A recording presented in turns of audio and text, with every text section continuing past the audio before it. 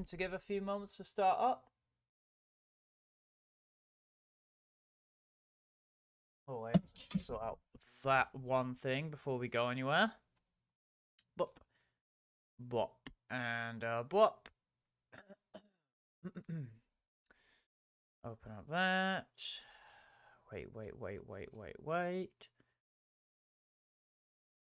Do that. And... wink. Wink. Okay. Right then, hey guys, it's your boy Flame Ninja. I hope you lot are having a fairly good day. I'm having a not bad day myself.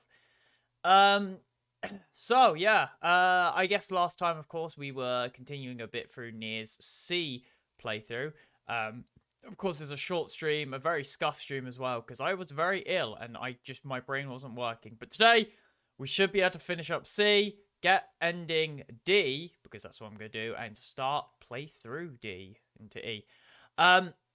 Yes, if you're wondering why I was so fucking just dead on Monday, that was because turns out I had COVID.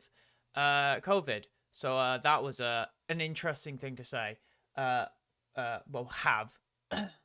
So yeah, no. Honestly, I'm fine now. I pretty much just got like a stuffy throat, and that's it. I didn't go to uni today, of course, because isolation. Which I think the whole isolation rule is going away soon in the UK. But no. But yes. Yeah.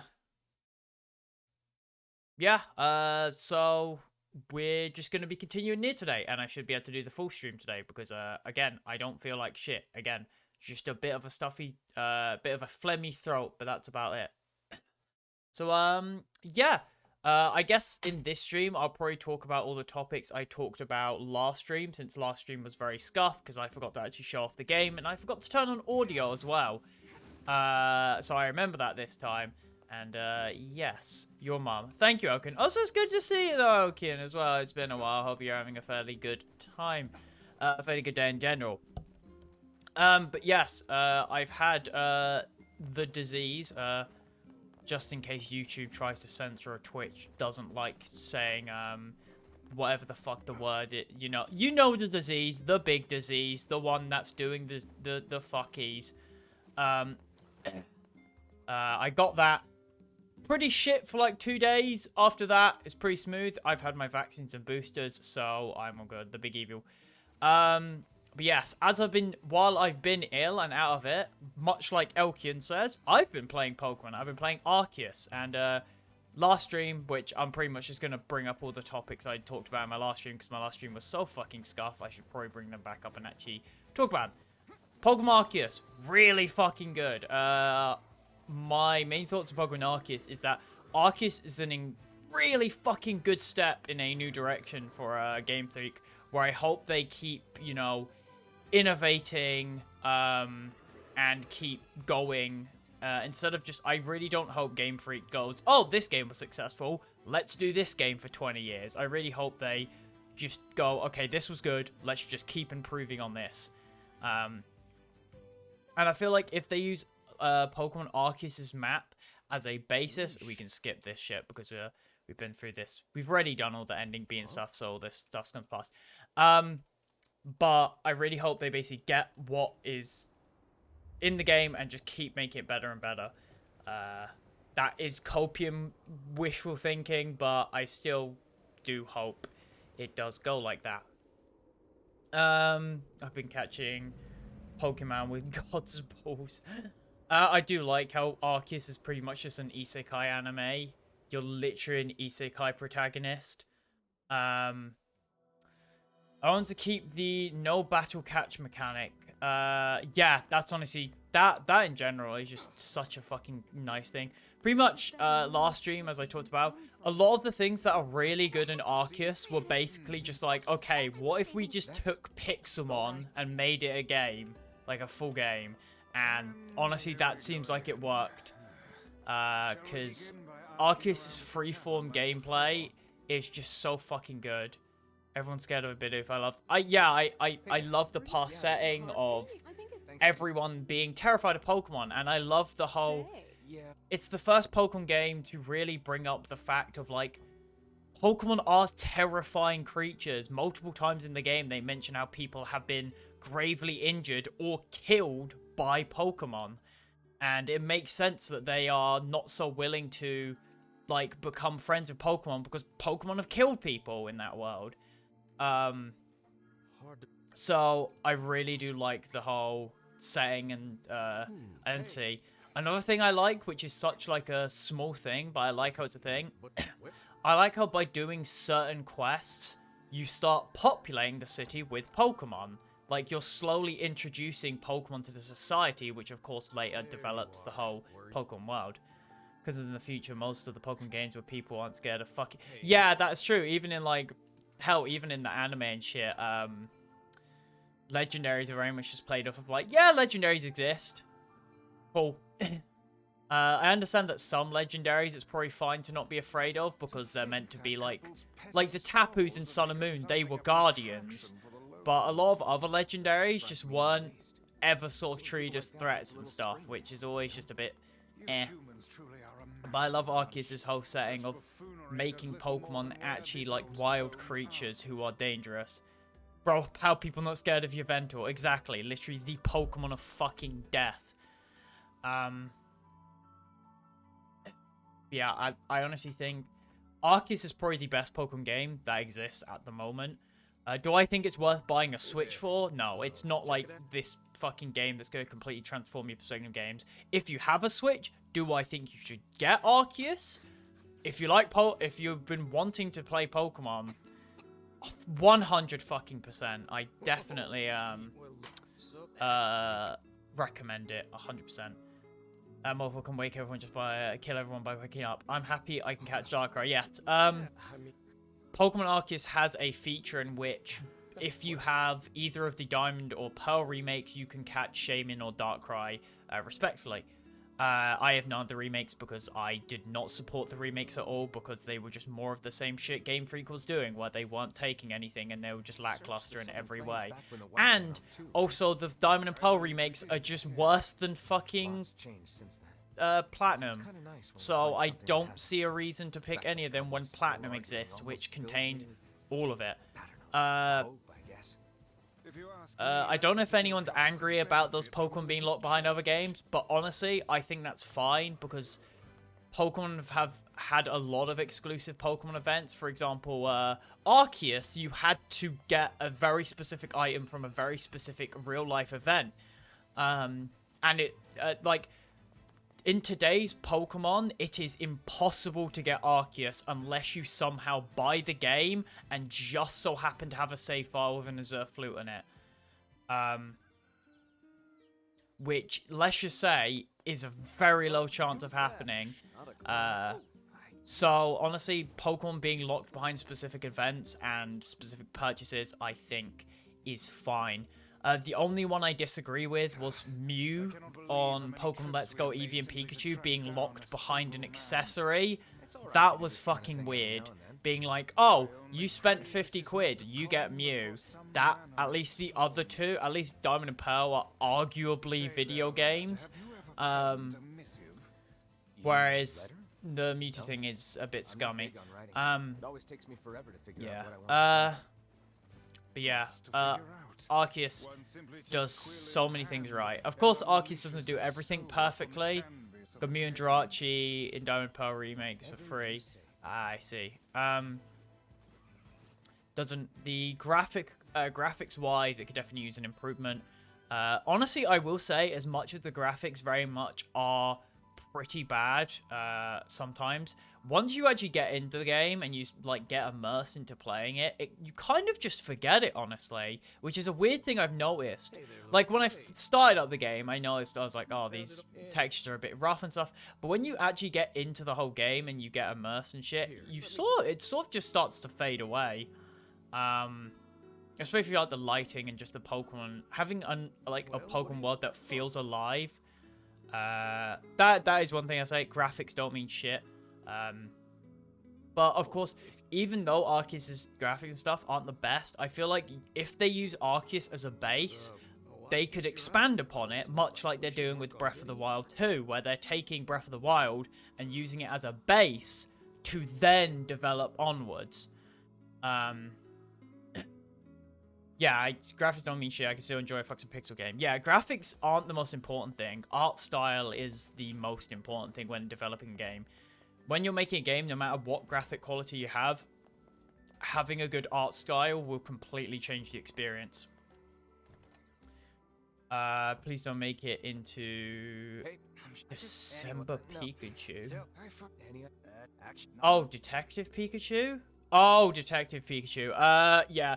I will say, Detective Pikachu, honestly, looks pretty fucking... Like, the Pokemon were actually really well done for the most part. I don't get why Charizard had fur in the original trailer. That fucking confused me. They replaced it with scales later on, thankfully. But overall, Detective Pikachu did a really good job of bringing Pokemon into the normal world without fucking everything over. I'm pretty sure, if I remember correctly, Charizard had fur in the first trailer, and I was like the original trailers, and I was very fucking confused. Like, for example, in Detective Pikachu, Bulbasaur looks fucking adorable. I absolutely love Bulbasaur. He looks like the cutest fucker in the world. Why am I ashamed of that shit? Detective Pikachu, to be fair, was... Detective Pikachu and the Sonic movie were sort of the first two movies.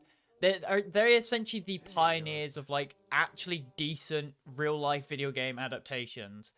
I hope it doesn't become a standard, because I feel like a lot of the time it's not very good. But I feel like Detective Pikachu and Sonic did really well as, you know, live-action adaptations of games. We have one other person that animated the dragon. To be fair, he's not a dragon. He's fire flying. So maybe he does have fur just to fuck with us. And to be fair, Charizard's only like 5'6", isn't he? Or like 6 foot tall. He's very short. Well, for what you would think he is, to be fair. I suppose we might as well invest in seeing as how we lack any other tenable leads. Right. But yeah, yeah. What would I say are the bad things about Arceus? Too many texts and tutorials, I feel like, is still an issue with Legends Arceus. It just is so much fun. Hello, Umil. It's good to see you, mate. There's still too much forced text and story and stuff.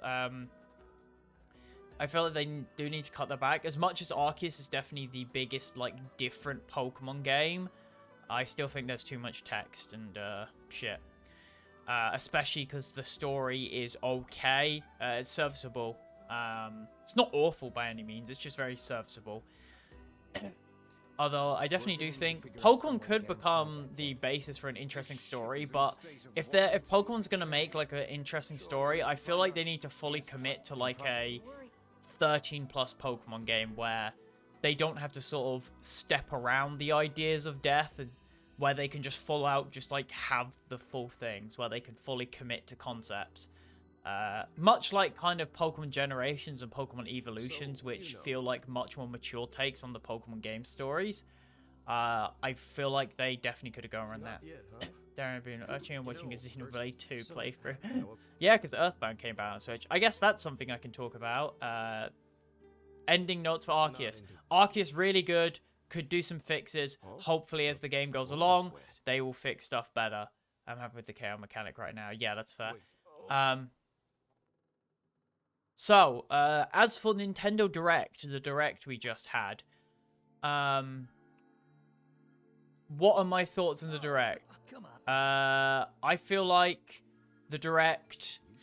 Oh wait, no, one more thing before I talk about Direct. One thing I have to say about Arceus is that Pokemon Arceus probably has the best turn-based battle system of any JRPG, because all the fights in Arceus end in like 1 or 2 hits.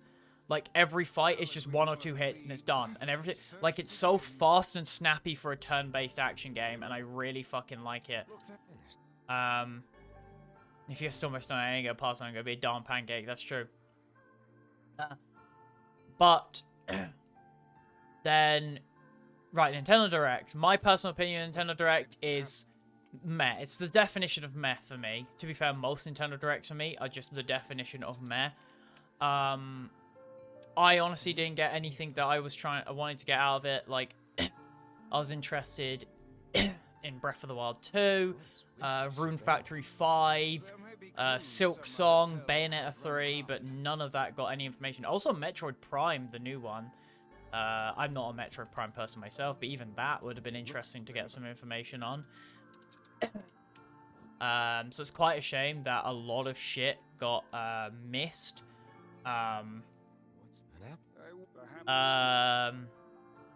But overall, it was a pretty safe Direct, I feel. It was very much... A lot of the games in the Direct very much felt like Nintendo was sort of just like, oh shit, we forgot we're a game company. We got to release video games. Strikers is cool to see a return, honestly. I'm pretty sure, like, every Mario sports game is now on Switch besides Sluggers. But I guess that's something interesting. Wii Sports is coming back. I'm definitely not just here just to be interested in Lost Ark. It's Lost Ark launching today? Because I swear it's like not for a month or anything. If it's launching today, I'll have a look. I didn't know it was launching today. Lost Ark I am interested. Oh shit, I'll have a look at that then. Give it a nudge. Lost Ark I'm kind of interested in, you know, a Dota MMO. I'll probably have a gander at it. It got delayed because server problems. Okay. What else was in the Nintendo Direct? Mario Kart 8 DLC, which, honestly, I fucking despise. I fucking despise the Mario, It's the Mario Kart 8 DLC, I think, is honestly one of the most scummy things I think I've ever seen. Mario Kart 8 Deluxe DLC is DLC for a game that came out, I think, over 5 or 6 years ago.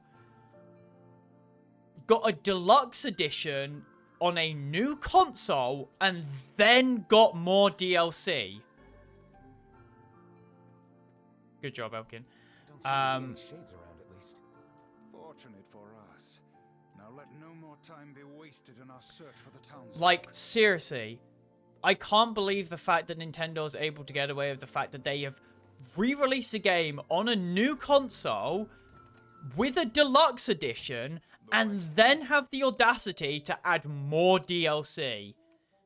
It also gives a confirmation that, of course, there won't be a new Mario Kart for, you know, until at least 2023 at the earliest. To be fair, a new Mario Kart I don't think would even work because of the fact that the Switch hasn't had any spiritual successor as a more powerful version of it. We've had an OLED version, which is a sorry excuse for a new iteration of the Switch. But yeah, the Mario Kart 8 Deluxe DLC very much feels like a Nintendo thing of basically, we can get away with anything.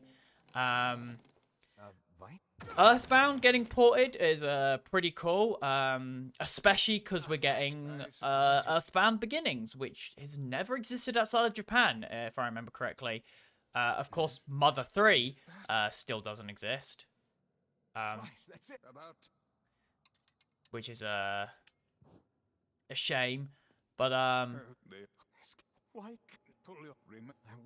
I guess at least you get the other mothers for those who are into that. What other games were announced? There was one game that sort of I was just like, huh, that's neat. Was the JRPG which takes place in different time periods? I thought that was a neat concept for a JRPG and looked pretty funky. I don't think I'd play it because it's a turn-based JRPG, so it makes my brain fucking rot. But hey, I think it's a neat concept at least. Kirby looks fine. Kirby very much seems like a game that was announced and then everyone forgot it was announced, which was a bit sad. Kirby's like, oh, there's a full 3D Kirby, that's cool, and then people forgot about it like 5 seconds later. This would be Fire Emblem Three Houses is getting a specific warrior version, which, fine, I guess. A new Warriors game. Again, a game series I have no interest in. Fire Emblem, I think, is fine as a series. Again, not my thing, but Warriors is just like, ugh. There's only so much mindless hack and slash you can take. What else was there? There was some other like JRPGs being ported over to Switch. Oh, wait. And then I think the big announcement at the end, which I thought was going to be Breath of the Wild 2 news, or maybe Splatoon, more Splatoon news or whatever. Xenoblade 3, which, yeah, that's cool for Xenoblade fans. I have no interest in it. But, it's kind of confusing about how Xenoblade 3 is coming out on Switch. Because it hasn't... Xenoblade...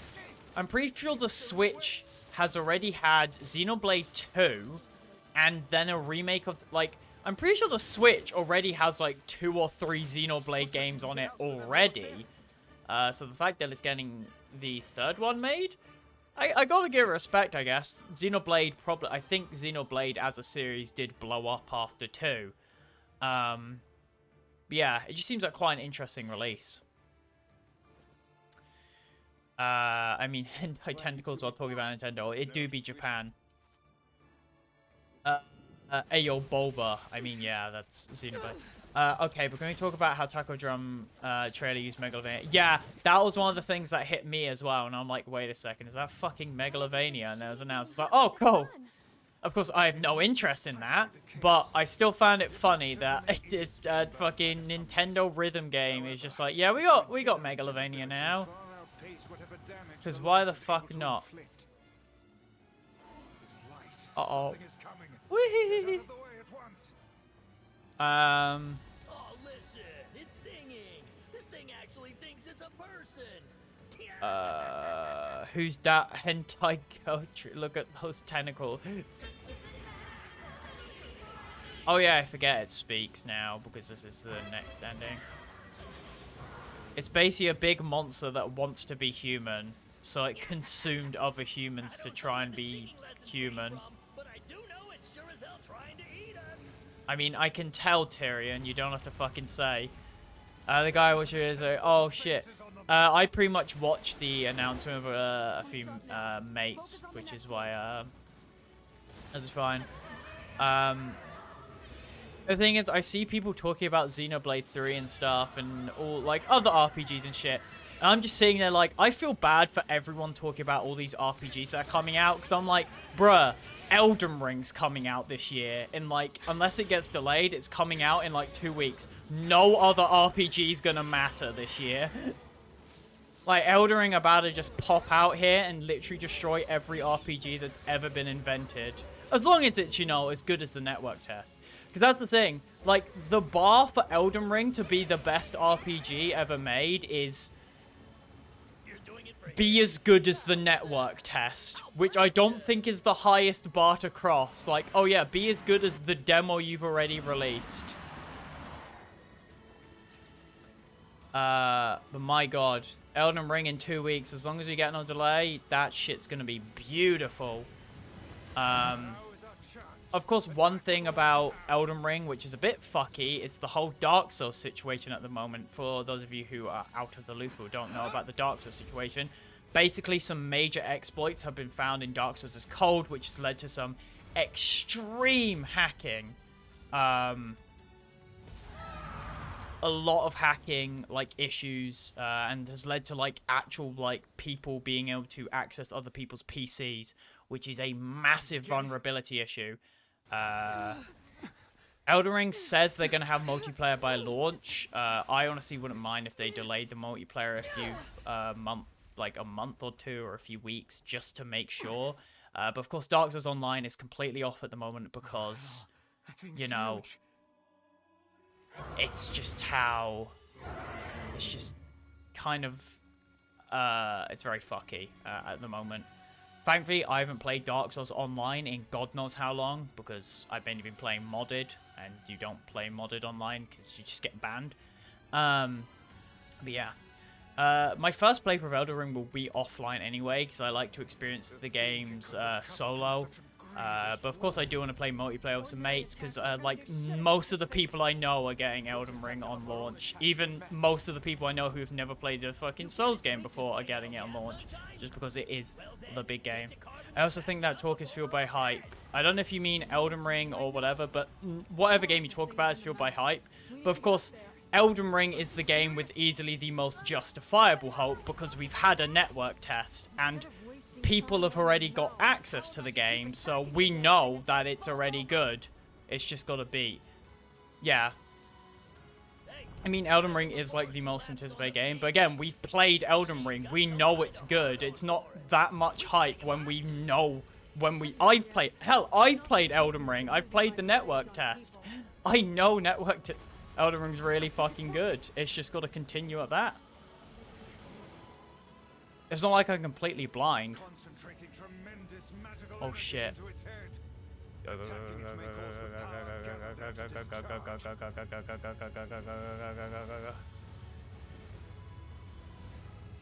Oh, I actually did get it this time, which I'm surprised by, because I thought I got bopped by that before normally.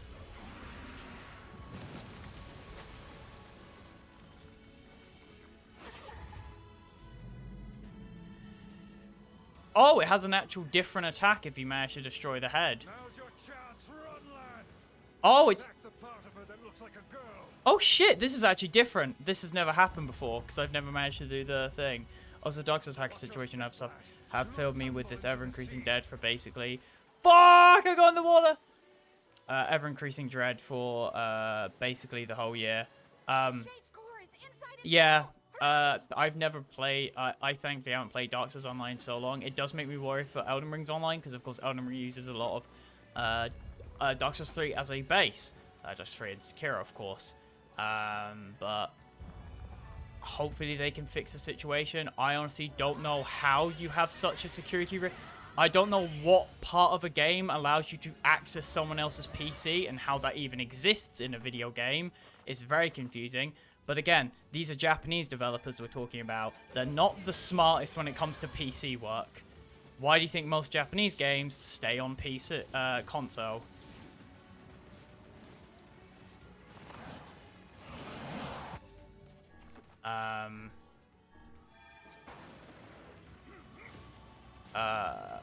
Yeah, that's sort of the main thing. Hopefully Elden Ring's online stuff is fine stuff, but either way, even Elden Ring is just a single player game. Holy shit. Again, if it's just as good as the fucking network test demo that I have played, it'll be potentially the best RPG. At least in my opinion. Of course, that's all opinion based. There's no objectivity. There are people who fucking there are people who will absolutely despise action RPGs, whether because they just don't have reflexes or they just don't enjoy that sort of gameplay. Of course, they won't care for Elden Ring. But I personally think, as someone who enjoys action RPGs and just enjoys gameplay as a forefront for a video game, because for me, in a game, gameplay is the most important thing. That's just how I exist, to tell the truth. It will honestly probably be the best RPG. I might eat my words, it might not be good, but again, from what I've played in the like, I will say, it's objectively the best. Yeah, objectively is a bit out there. But I will say, from the network test which I played, which I think was 6 hours, I'm pretty sure, because it was 2 hours of the 3 days.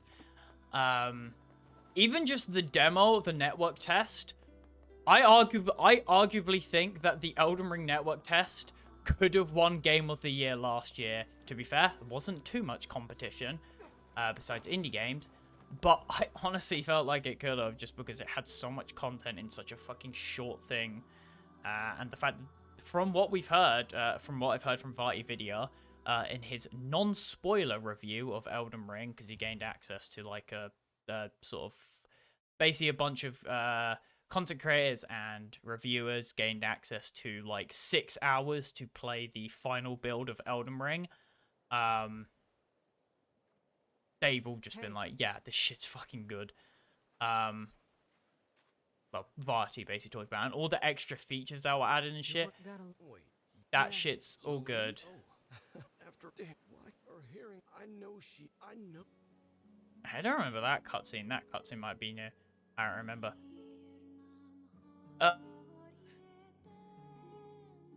Gratitude. Oh, I actually did get an achievement for that, which I think is probably for maybe I got it for beating it super fast. Oh shit, I got it for beating it super fast because I got the like extra mini fight bit to the end. But yeah. Honestly, as much as I'm looking forward to Elden Ring, I'm also looking forward to shit like Rune Factory, a nice farming game with like fighting and waifus and shit. Yeah, I'm looking forward to playing that. It's just a nice chill game, especially for Switch, of course, in March, as long as that doesn't get delayed either.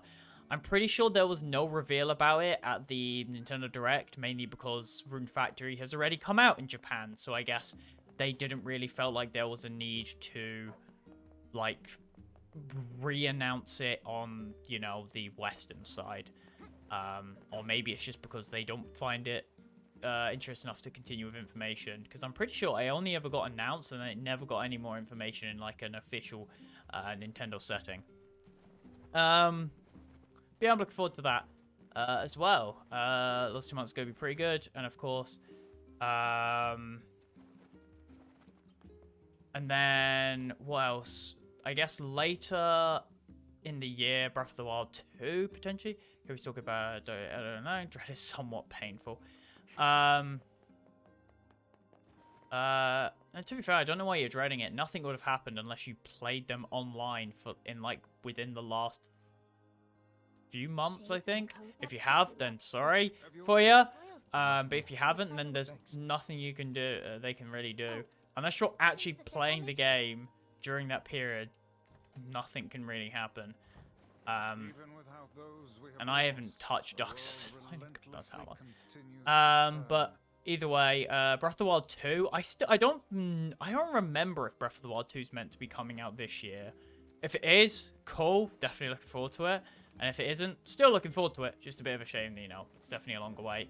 I think I talked about it before when Breath of the Wild 2 was originally announced quite a while back. Well, not announced, but I think when Breath of the Wild 2 was like shown off and showed the gameplay. Breath of the Wild 2, again, doing a very smart thing of instead of making an entire new game for no fucking reason, use Breath of the Wild as a basis and then improve upon it. Just a good idea, honestly. Remaking things just for the sake of remake. I completely disagree with the idea of remaking things just for the sake of remaking them. A lot of games do this.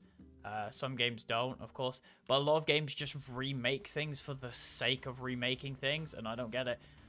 Like, there are a lot of games, even as I haven't really played certain bits like DS2. Also, no remains has happened relating to it. Like, it's Dark Souls 2. Also, nothing remote has happened relating to. It's all Dark Souls online games have had the cold vulnerability, if you're wondering. It's either that or just Dark Souls 3. I don't remember. I just know all Dark Souls online is gone. Unless it might just be Dark Souls 2, maybe not. Maybe Dark Souls 2 is different network code. I don't know. Because Dark Souls 1, Dark Souls 3, and Dark Souls 2, I think, have different frameworks. So it'd be weird if only 2 of them had the vulnerabilities. But I don't know. But either way, besides that.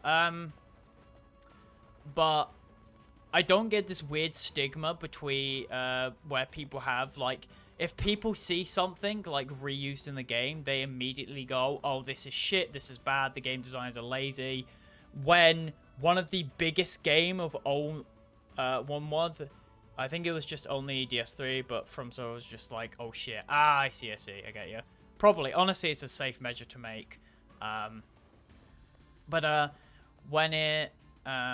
when it comes to people being like, oh, I can't believe game developers reused all these assets. They should have made new assets for no reason besides I wanted them to. Because one of, like, shit like Majora's Mask, which I'm pretty sure Legend of Zelda fans really fucking enjoy Majora's Mask. That entire game is just Ocarina of Time But again, Forests, yes. and that's like considered an incredible fucking Legend of Zelda game. Also, you got to think of all these re-releases and ports, which are also, like, a lot of them are pretty well received. So it's just very confusing, the fact that for some reason there's some sort of stigma these days about reusing assets in games. Very confusing. I understand, of course, there's always a nice balance you've got to have of, like, not reusing assets, but making sure you don't become dependent on them and stuff. But even, again, like Majora's Mask, which is, you look at Majora's Mask, you see Ocarina of Time, and they are pretty much the same game as a basis from an engine and look standpoint. But they both have the different themings, they both have the different art style and shit. And that's just how it goes. Hey, spend 60 months so I can be slightly less annoyed by this thing. Yeah, exactly. It's like, hey, I spend 6 extra months in development just so I can, like, I don't know, feel better about myself? Like, yeah, it's such a fucking weird stigma that exists. It's another thing, I guess, relating to Pokemon Arceus that I find kind of interesting, even about myself, because I remember back when Sword of Shield, of course, I'm pretty sure everyone, it's not like it happened a long time ago, but back when Sword of Shield, of course, Sword and Shield announced, oh yeah, we're culling the Pokedex. Me and a lot of people were like, oh my god, I can't believe they're cutting the National Dex. This is dumb. Which I would admit, I definitely thought as well. Back then, I was like, even though I wasn't going to get the game, I'm like, wow, they're cutting the National Dex? That's lazy. Especially, to be fair, because Sword and Shield didn't look that visually impressive, so I kind of, it generally did feel like a form of laziness. But now that Legend Arceus has come out with a cut Pokedex, I honestly feel like after Sword and Shield, like a few months after Sword and Shield came out and after like development, I very much was in the boat of like, you know what? The Pokedex really should get cut down. I honestly like genuinely believe that they should cut the Pokedex completely down.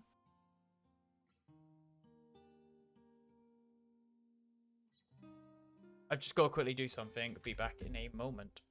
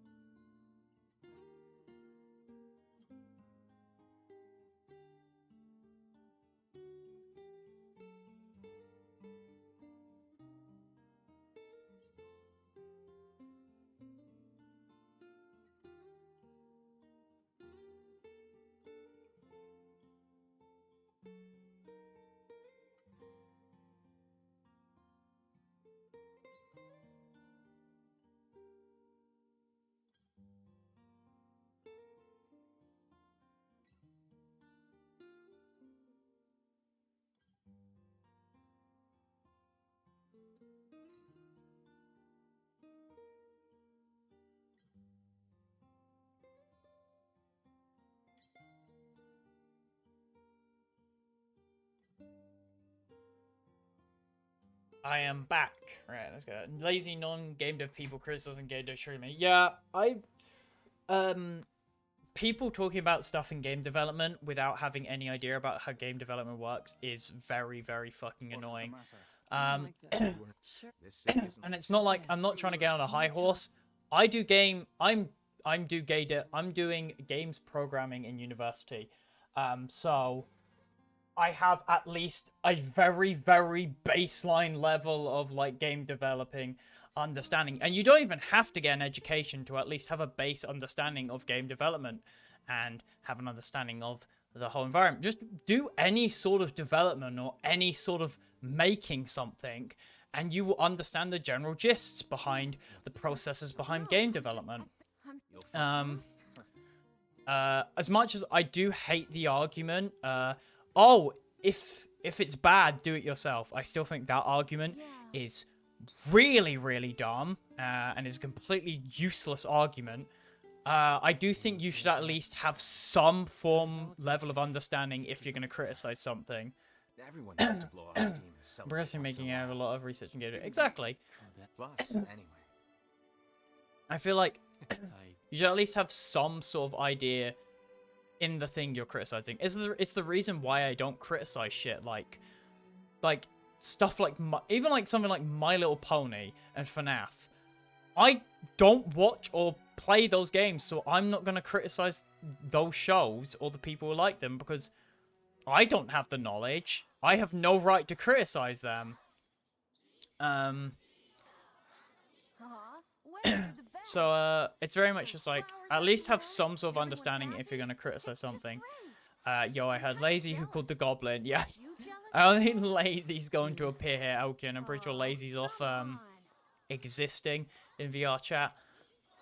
I don't even know if they're in VR chat. I just assume they are. But yeah, I feel like the whole reason Aston stuff for me personally links to the whole thing of people insulting graphics in games. I still don't know how game having bad graphics is still a thing. Like, I don't know why people still ever think that. Like, that argument maybe 10 years ago, maybe, back when, like, graphics were, like, a new booming thing, or, like, 20 years ago, sure. But in the modern day age, where the most sold game of all time is fucking Minecraft, the pixel block game, how the hell is graphics still an argument for video games? That's just such a confusing thing. Oh yeah, graphics mean so much. Let's just ignore, like, the most selling games of all times. Don't even have the highest, like, the best graphics. Let's not acknowledge the fact that a lot of the games that do, like, win awards don't have the best graphics. Like, It Takes Two doesn't have the highest level of graphics. Sekiro, when that won, didn't have the highest level of graphics. There are so many games that win Game of the Year, and they're not, like, these magnum opus, perfect RTX fucking 2 million games. No, they're games that have a good art style. Because, of course, for everyone, art style will and is and will always be more important than graphical quality. If your game has a good art style and art direction, it doesn't matter how bad the graphics are. You have a game like Thomas Was Alone, which is a game about fucking squares and cubes being like sentient people, and that game was fucking great because it understood what it was. Bro, the game could have one pixel and a good story and I'd play.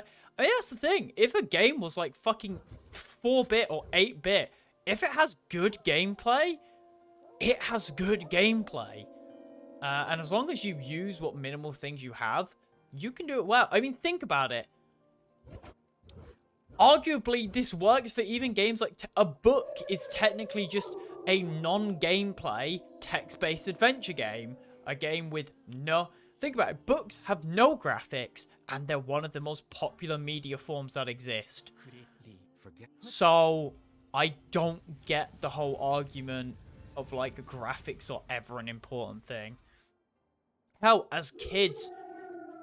I remember as kids, you use sticks and shit as guns. Like, when the hell has realism or graphics ever been an important thing?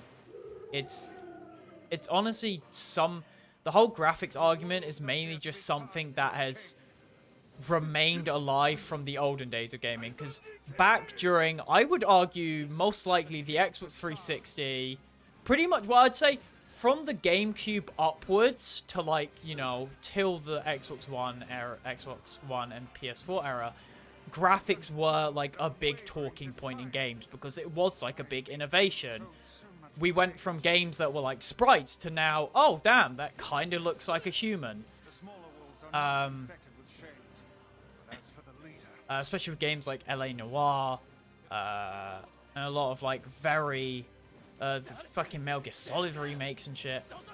A lot of games that just pushed the system and pushed certain genres. The old Resident Evils, where they used photos, rendered images as the backgrounds to get extremely fucking high definition graphics in very limited hardware. I'll guard the king. It's mainly just Firo would want. a it's a very old argument that's still around, which I find just weird. I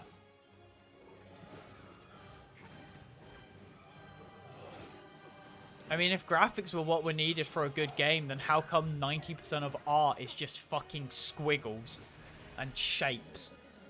To be fair, I think modern day art is a sham in itself, but still, it's just a point.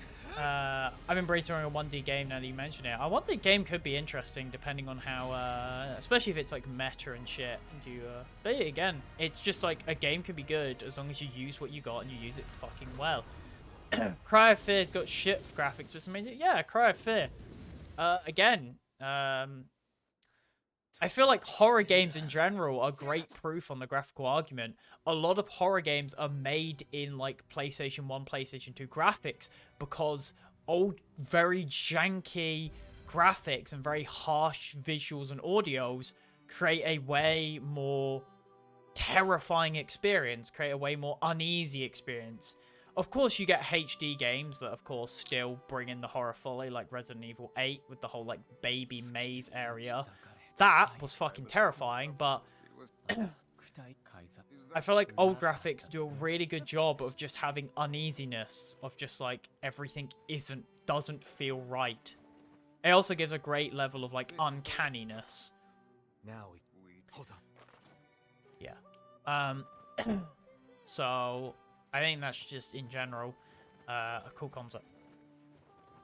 Let's go to Lost Shrine. Well, we'll head back to Village, save, and then go to Lost Shrine. Can't take the boat out right. Hate to say it. Oh, yeah, I've got to do this. I barely take the boat in this game. It's funny how it's even a feature. And see if she has any final words for us. But yeah, it's just one of those areas. I don't know if there's anything else really that much in gaming news at the moment. I prefer graphics can be here. Yeah, Earthbound has some creepy shit. A lot of old games, like old kids shows and like games and stuff, had like creepy things in them. Because what's one way to make a child remember something? It's to fucking terrify the shit out of them.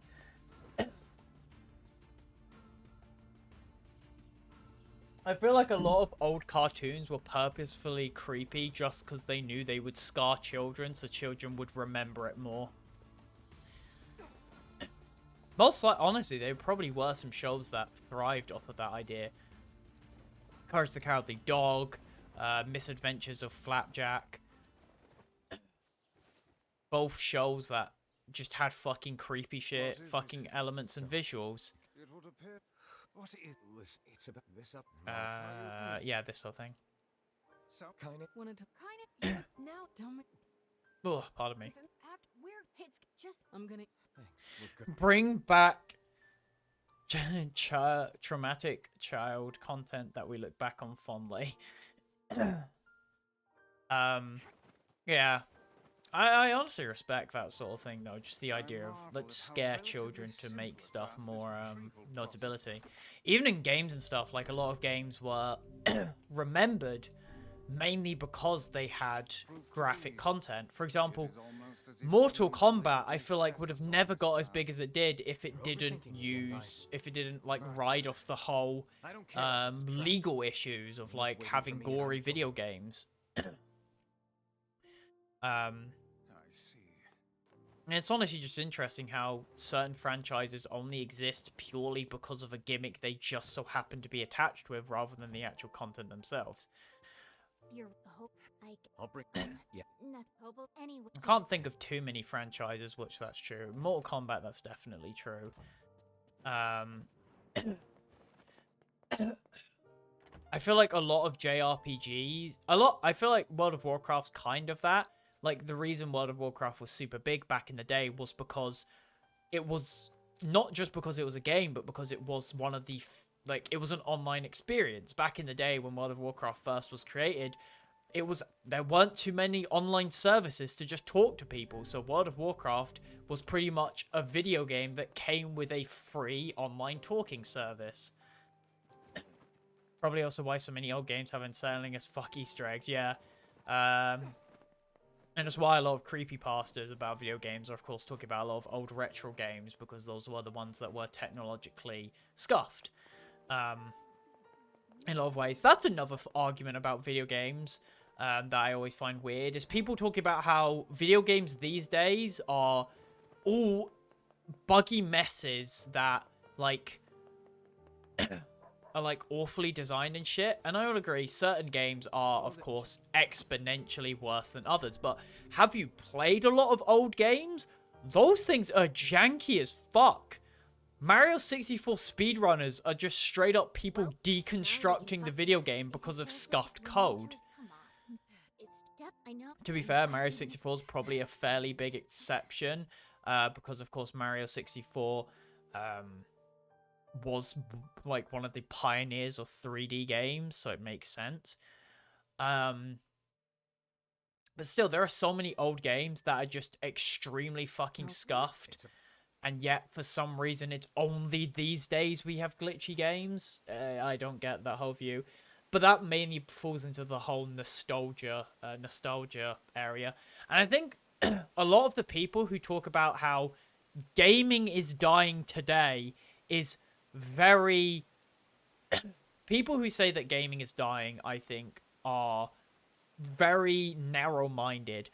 I feel like the only people who say gaming is dying are people who play like 2 or 3 AAA games a year, and that's all the games they play. If you only play AAA games, or like only play first-person shooters, yes, gaming is probably not doing as well. But if you even take one step outside of your comfort zone to play other games, gaming is thriving in so many different areas. It's just you've actually got to think instead of just relying on AAA companies to give you everything. And that's not even bad. AAA games are still doing good things. Hell, I'm playing fucking NieR Replicant. Pretty sure, you know, Platinum Games AAA game that was released a year or 2 years ago. To be fair, it's a remake, but it's a really fucking well-made one with added content and shit. Halo Infinite, again, bringing back Halo and shit. There's a lot of good stuff. Arceus being the best Pokemon game. Earthbound can fucking delete your save file if you look at it the wrong way. I'm guessing that's glitch-wise. There are some fun uneasiness from old NES and SNES days back when saving was sort of a niche concept and a new concept. Ow. I love seeing Sonic CD thing. Yeah, the weird like face with the music. Speedruns reacting to the devs reacting to speedruns. Yeah, that's always fun. Just seeing people take advantage. It's also fun when game devs leave exploits in the game because they think, oh, that'll be a fun speedrunner thing. Like the Cuphead devs during, I'm pretty sure one of the Egyptian, like, I'm pretty sure it's either during like the genie fight or during like the run and gun section in like the Egypt area, left in like an exploit because they're like, oh, that could be fun for speedrunning. I like shit like that. I think that's just a cool little thing. Whether they're telling the truth or not, who cares? I think it's just fun. I've been staring at a console recently, and like there are some curious fucking masterpieces. Yeah, honestly, like FF14 for me was stepping out of my comfort zone because I've played quite a few MMOs in my days, and I never enjoyed any of them. Lo and behold, I played FF14. I fucking fell in love with that game. I don't know when. I don't know what period in time was like the first period. I'm pretty sure it's when I moved over to PC gaming was when I really started like playing games. I feel like when I got my PC was when I actually started being a gamer. Was because when I got a PC, I would just grab a bunch of random indie games because they're cheap, and as when I was younger, I was just interested in what different games they were because I just moved to PC and I wanted to experience all new things. And because of that, I played so many fucking games, and that really broadened my horizons. And I'm really happy I definitely moved to PC because that very much helped push what I enjoy. I feel like if I didn't move to PC, I'd still be stuck on the same few games, really. Also, there's something eerie about simplicity. Yeah.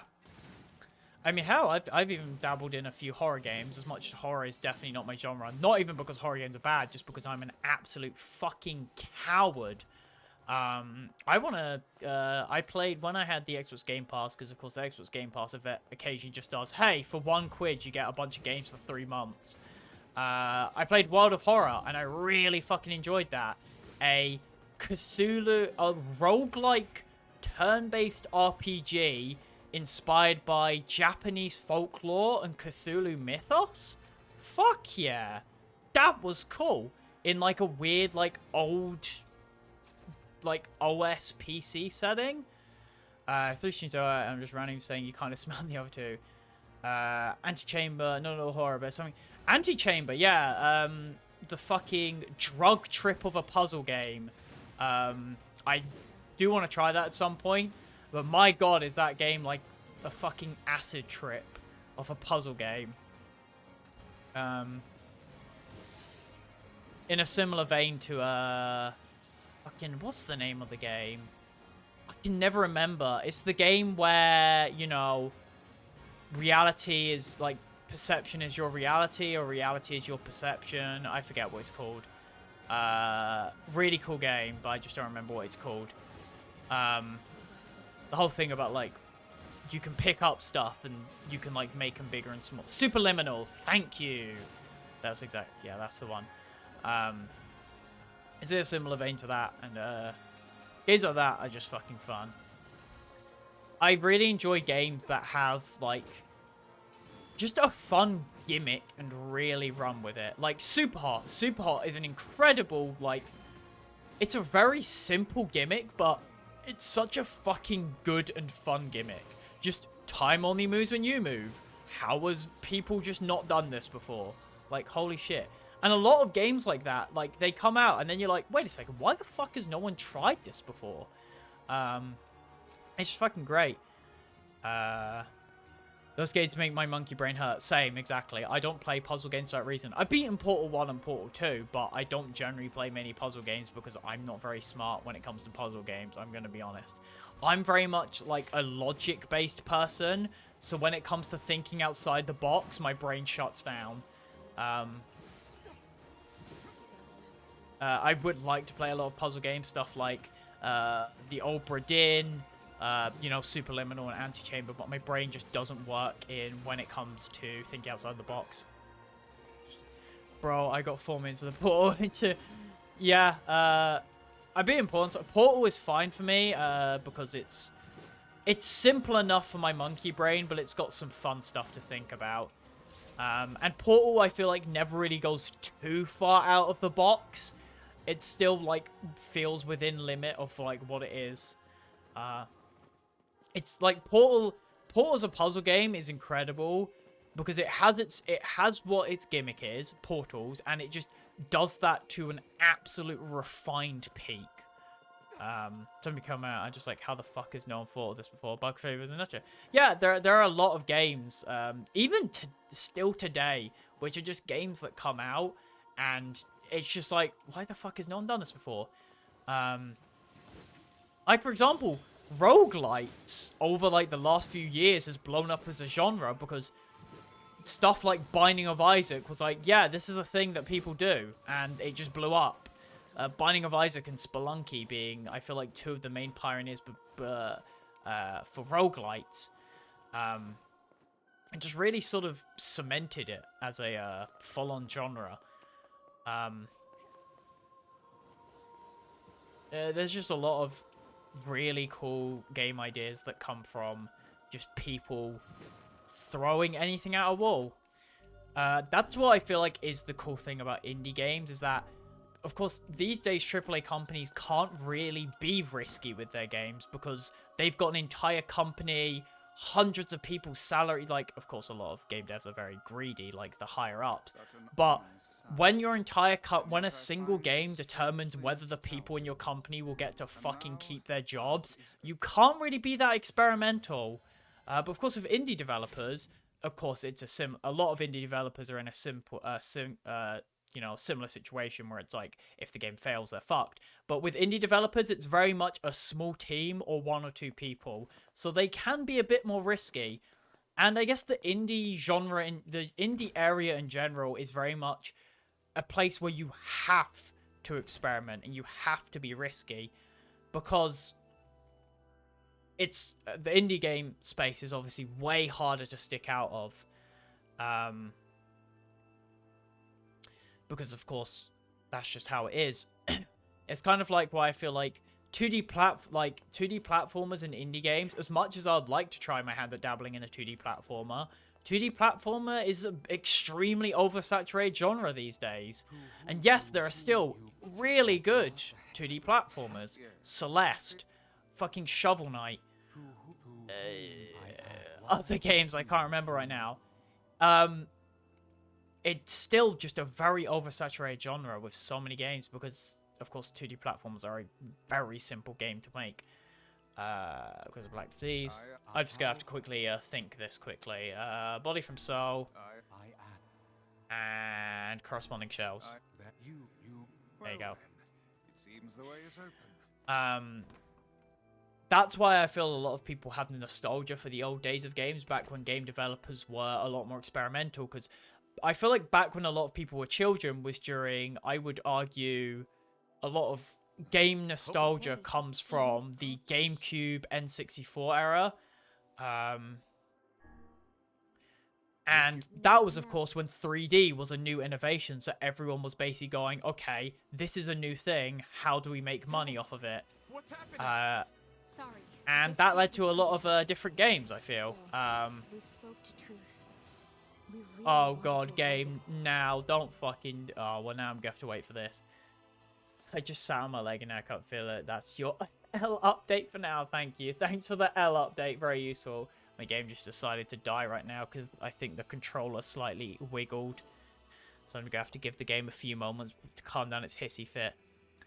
What was the Sonic CD Easter egg music like again? I don't remember what the actual tune was like. I just remember it had a bunch of human face Sonic in the background with like a weird distorted effect. And I'm pretty sure the music was very sort of distorted. You know, pretty fucking sus. To be fair, in the end, it was just like a funny reference for the company. But for a kid, I feel like that would be fucking startling. I'll def DM you in Lost a... Oh yeah, yo. Can you pre-download it though, Elkian? If you can hear me. Because if you can pre-download it, I'll probably do that after stream.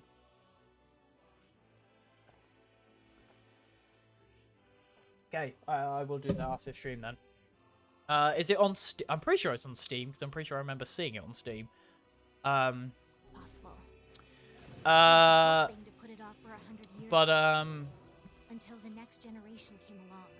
oh, fuck, I whiffed entirely. Shades. I don't think so. But, yeah. I don't believe it. Of course, the main period of nostalgia for people was definitely the period of the 3D existence where everyone was experimenting, where everyone was just making whatever, and No cause to you speak got so a bunch of ridicule fucking on random us. shit. You are a traitor. Oh fuck. I watched a video about the first time I learned about it. Honestly, that's fair. Yeah, I know. None needed. Oh, okay, yeah. What now? They Yeah, honestly, I wouldn't blame you. A lot of shit terrifies me. I'm gonna be honest. They can use the sealed verses. I feel like my main nostalgia era though was probably late GameCube, Xbox. Of course, even back in the day of the peak of the golden age of gaming, you know, fucking GameCube and Xbox and PlayStation 2 era, there was a lot of shit games, let's be honest. There was a lot of shit thrown on those platforms. It's, of course, nostalgia, basically. As a kid, you only play, like, 1 or 2 games, so... of course shit like that. There's a lot of, like, creepy shit in games. One of the creepy shit things I can remember in the game was, I'm pretty sure, in Pokemon X and Y, there was one hotel if you went to, and you entered one of the floors, you would enter the room, your character would walk in with, like, kind of distorted music playing, and then a fucking random person would walk up behind you and go, "You are not the one," and then walk away. And there was just nothing else. That was definitely one of those things of the game developers going, fuck it, we want to scare someone. I'm pretty sure also on the 3DS, in a game called Super Mario Land, I think, or World. I never fucking remember. They've got like the same title. Basically, the 3D Mario game for the 3DS. At the end of one of the levels, there's like, if you stand at the end of the level near a flag, a creature will like appear in the background and then slowly fade back into it. Like, there are straight up some moments in games where the game, you can tell the game developers is like, I'm gonna scar some fucking child. Pokemon in general, like with the Pokedexes and stuff, have always had like terrifying shit. Lavender Town in general, a giant Pokemon graveyard just in the middle of a town with a fairly creepy theme. That was scary for children, I could imagine. Like, playing your fun Pokemon game, it's like, oh yeah, go explore the graveyard full of dead people and Pokemon. Missing No was kind of one of those sort of... Missing No was half creepy, half not creepy. Just saying I'm a fucking what? I feel like to be fair, a lot of stuff I'm mentioning isn't that scary when you get older, to be fair. But like Missing No was kind of creepy, but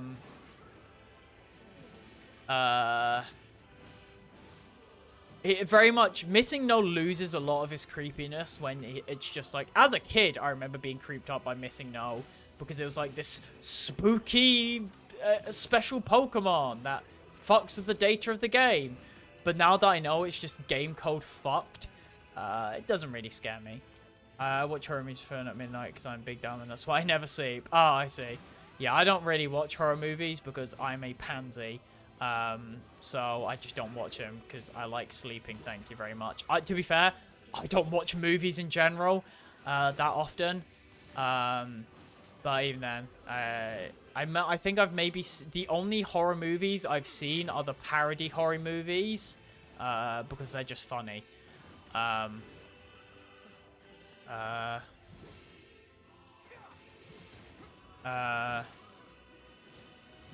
$30's worth of horror movies. On CD, not even DVD, on fucking CD. You have to listen to it audibly. Have fun.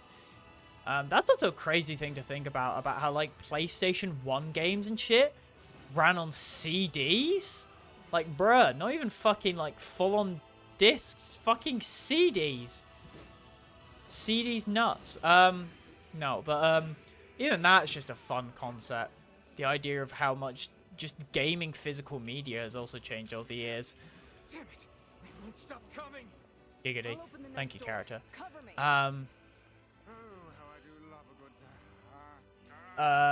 Somebody else listen to their horror movies. Big brain. Only betas watch them. Protect the hussy, yes? Good plan. Let's go. Hand time has some disturbing sound to as much as Lost Jones here. Oh yeah, that entire area in Hat in Time is creepy. It never like fully spooked me out because Hat in Time was just, for me, it was just very joyous, honestly, and I was just having a lot of fun with it. That bit, but I will say that bit, I would, like, if I were younger, that would 100% have fucking... If I played a Hat in Time, well, to be fair, if a Hat in Time came out when I was, like, younger, that shit would have scarred me. Like, not even a joke. That entire, like, Vanessa thing. Although Gaster and shit was just cool. If you stay in the bedroom for half an hour. Oh, okay. There's apparently. Oh, I'll have a look at that. I'll look that up and see. For myself, of course. I'm not just gonna bring it up on stream to scare people. No, I'll have a gander at that. Shut up, fucking screaming bull egg things. Like the hub's bedroom. Ah, okay, got ya. Yeah. Oh, I'll look that up. I think the World of Horror, though, is definitely the game that's creeped me out the most. But it's, a World of Horror is like the one main horror game where I've played it. It's creeped me out, but I've been like, I want to play more, though. Just mainly because I enjoy the setting and the way everything is. As much as I like, when it comes to like, boss level sound thing. I'm imagining, yeah, there probably is still some creepy stuff in modern day games because some developers do that. When it comes to old consoles, as much as I'd like to own some like nostalgia and retro based things in games, I don't know why I would, because I don't think I would play retro games that much, I'm going to be honest, because if I want to play an old game, I feel like as much as it is just the boring way of doing it, I'd probably just emulate shit. Just having the options when it comes to playing a game seems just really fucking useful. Just having a bunch of options, Wait a second. it's just very good. Your heart is different. It ain't hatred, and it ain't sadness. What's going on here, Sunshine? How should I know? Kaine, are you alright? I'm fine. Let's just kill some shit and move Fuck. on, alright? Ah, I got body. It's not even dealing damage to me for some reason. How very interesting.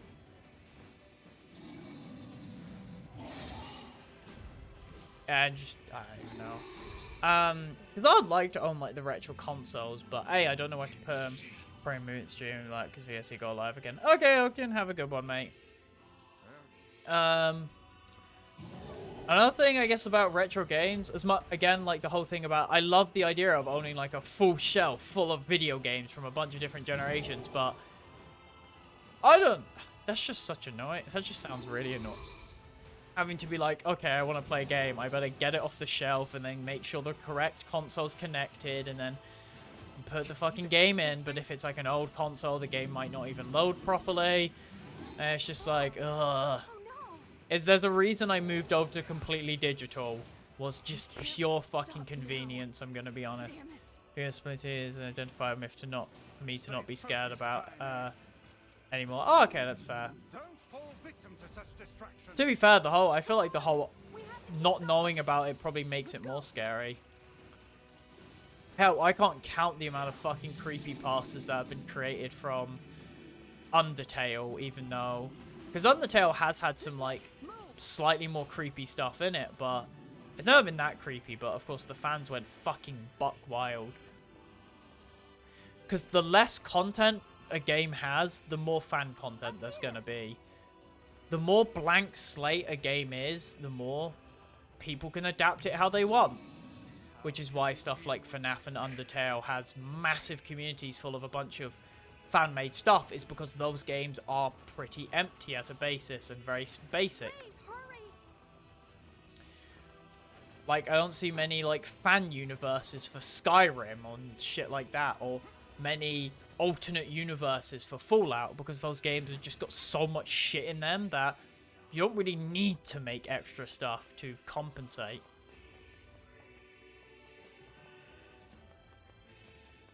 Come on, guys. Can't get it open. Come on, guys. We need to stab shit. Attack incoming. Get fucked, dumbass. The entrance is locked too.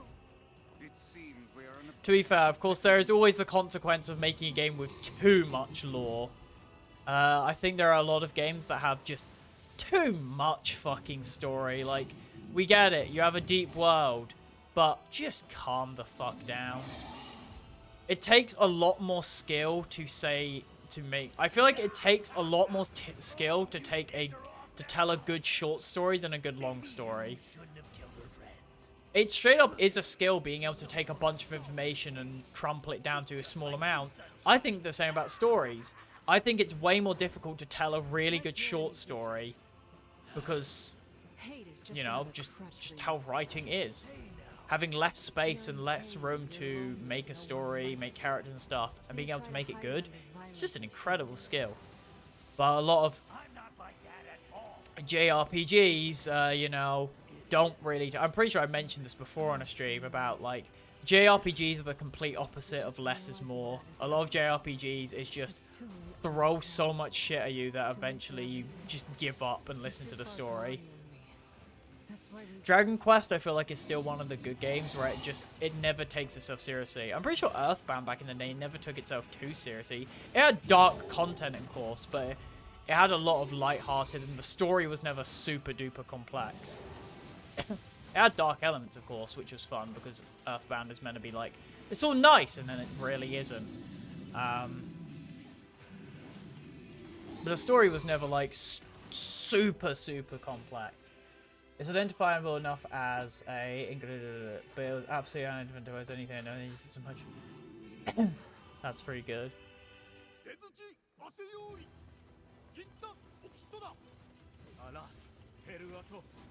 Goodbye. Big attack. Ow. My citizens speak. Bonk. You are correct. Last round, I said, what the fuck? Yeah, exactly. But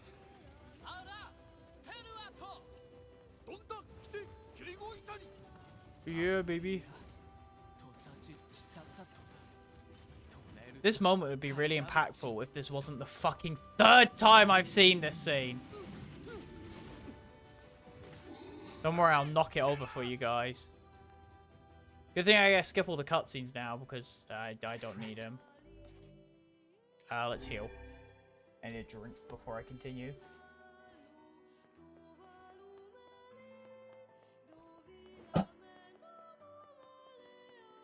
Ooh, ooh.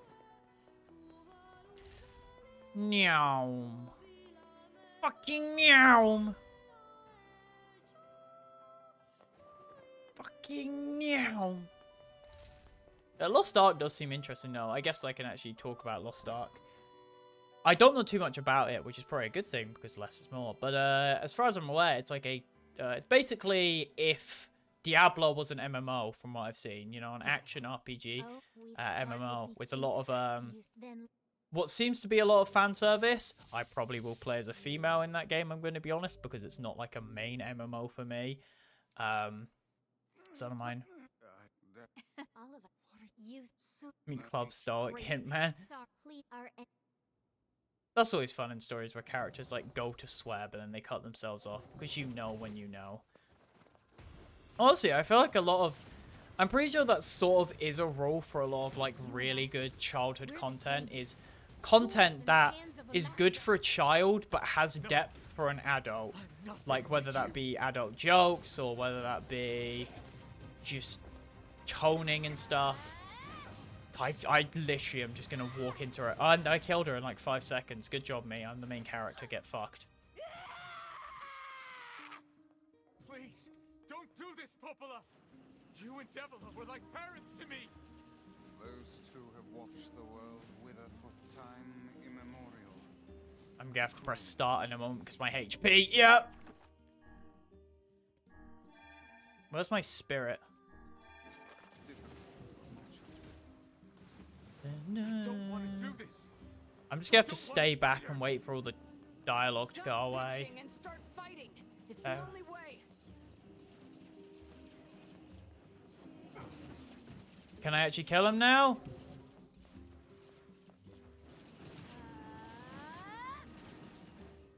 I like games that feel real, but also available to a wide audience.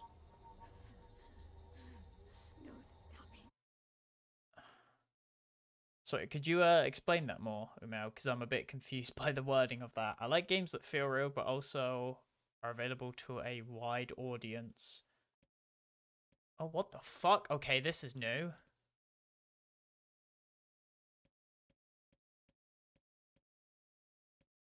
Oh, this is completely new.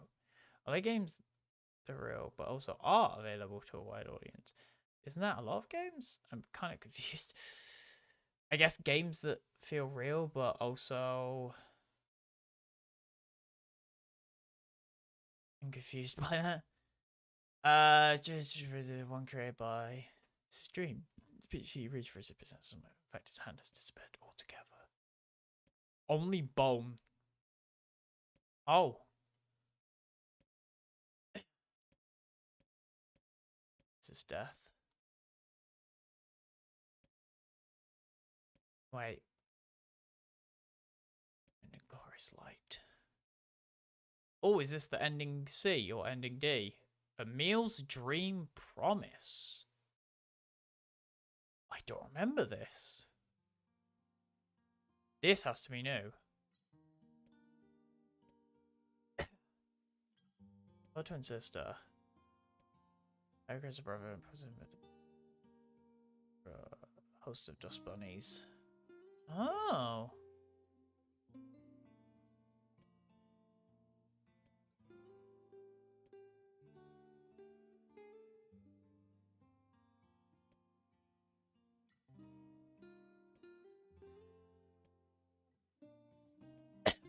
Clearly wounded, Jesus.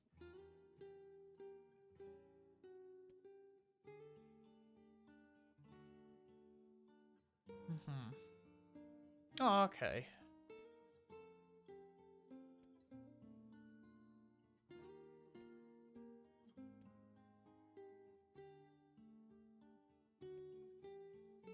Yeah, exactly, where they're stuck at the facility because they're being tested on. The fact that Earthbound can get away with pretty heavy themes for it. Oh, I get you, I get you. Games that, sort of can deal with heavier subjects but never get too in the way or in your face and stuff like that. Stuff that can be deep but never never let it get in the way. Yeah. I can't even word it correctly, but I think I get what you mean. Yeah, I don't think I can get you exactly, but I think I kind of get what you mean.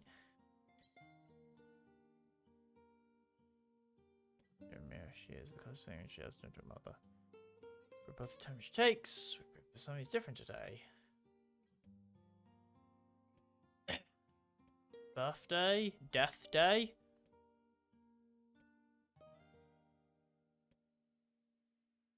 Oh, it's birthday!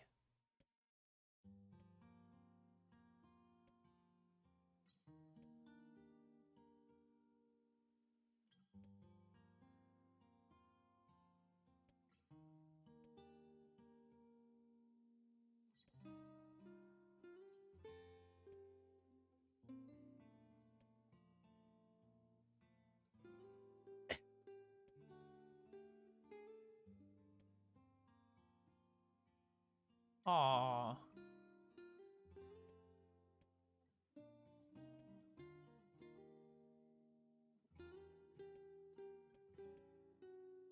Yeah, as this is all happening, they're stuck in a facility. I'm not known for coherently wording, so...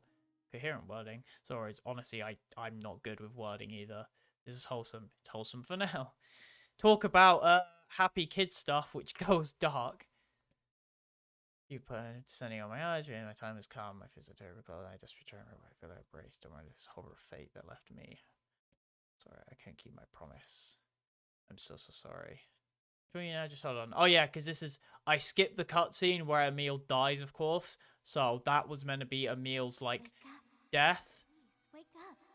Come on, Emil. You haven't changed a bit. Aw, Have you, Emil Elizabeth? actually gets a little send off. No, Emil. I'm just here to keep my promise. Red, yellow, blue.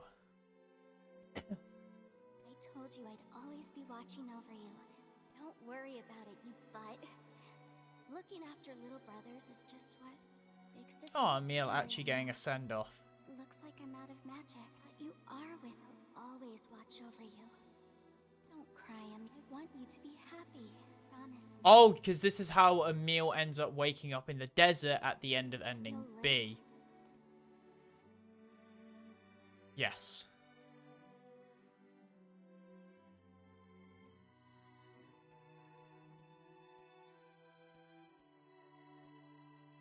And then that eventually, of course, goes into NieR Automata. It's a kid's game, but then the entire final boss and the scene. And then Emil fucking black holes everything. Educated warrior. Hey, I sped her on that fight. And then this is where he dies as well. Oh no, he doesn't die. He actually, well no, I think he bleeds out afterwards, but he manages to kill the big boar and then bleeds out. And we got this cutscene, which you've seen. So yeah, this cutscene, which I've seen twice. To be fair, I like that cutscene because Kaine's just like stop crying and just starts beating the shit out of the main character, which is fucking hilarious. Fucking kicks him in the chest and then fucking punches him.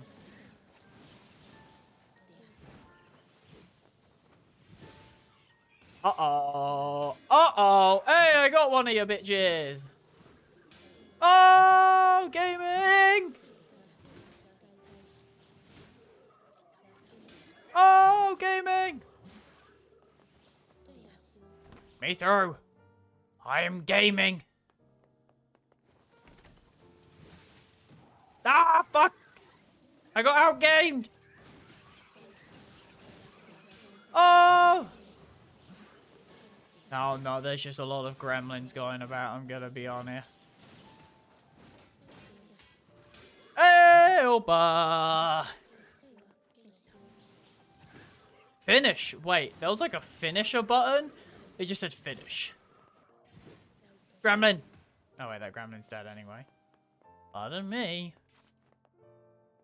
Right, final boss room for this ending.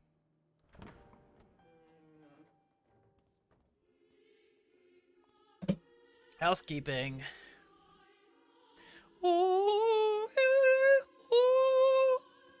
Sorry, I won't do opera. I'm not very suited for opera. Wait, I'm reading.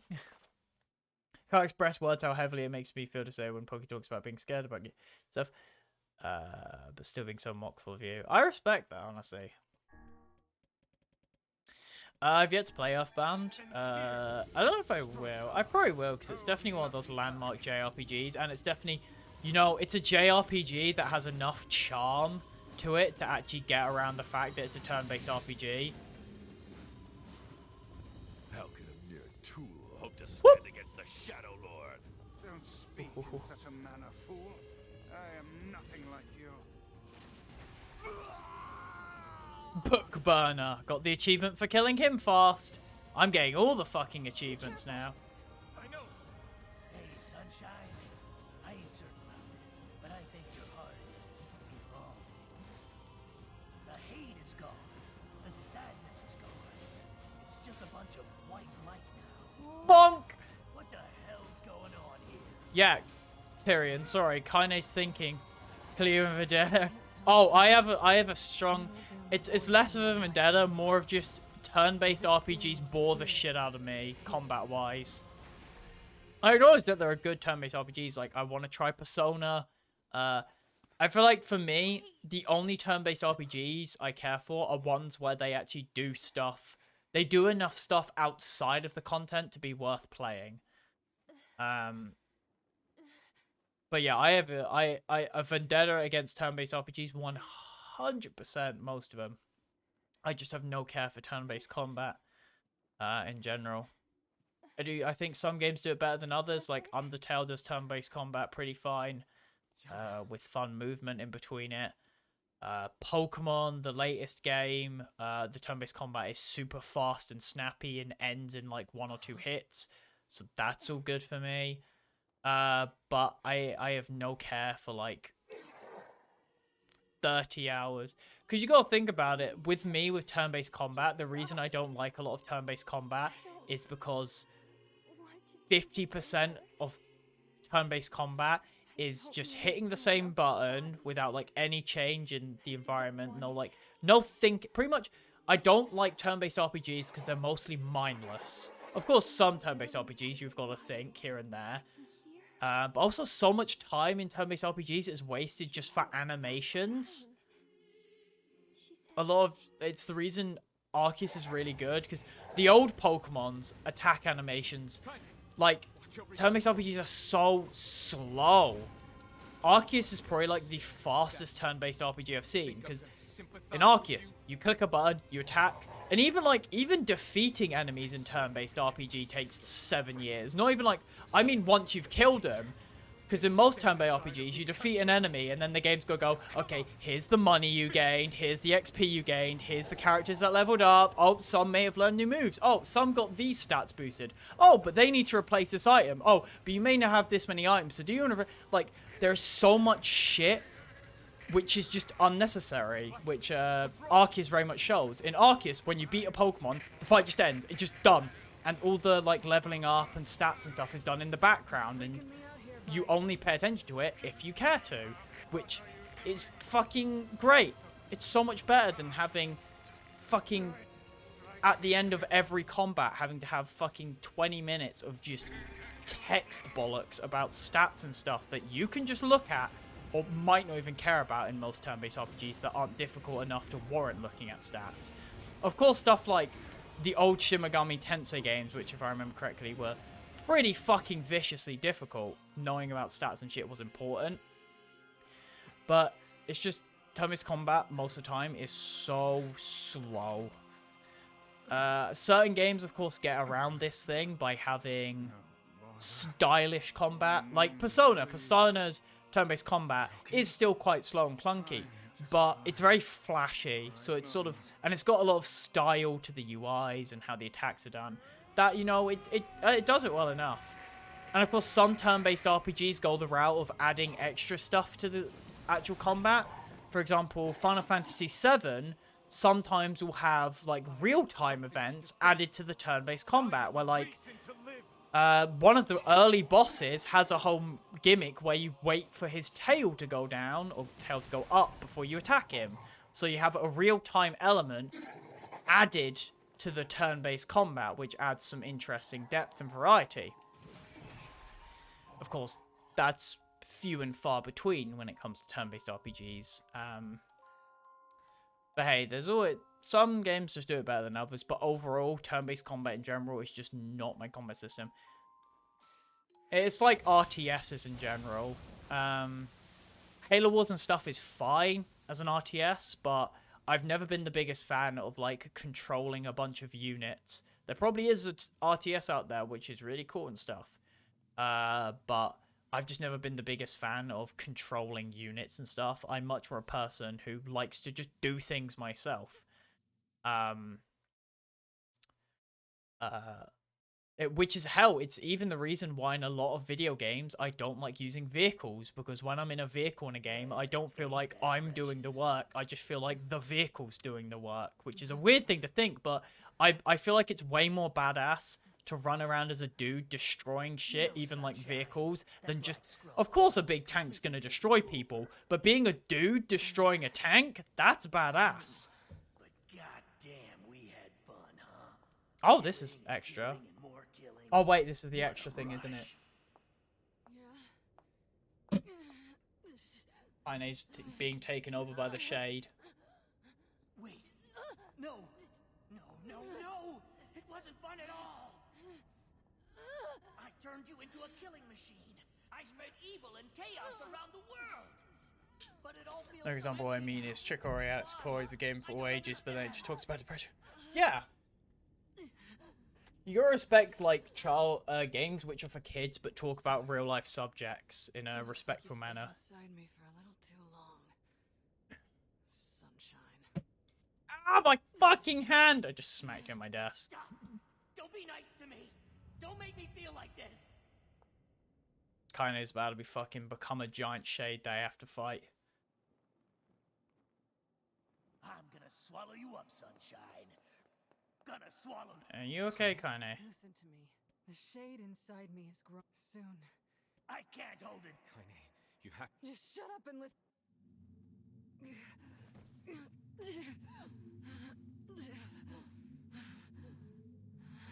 Kaine about to fucking become Venom. Emil is gone, alright? So there's no way anyone can stop me. Please. Before it I'm comes just quickly to looking something up. I want you to kill me. Consider it enough of a request. Okay, I got it.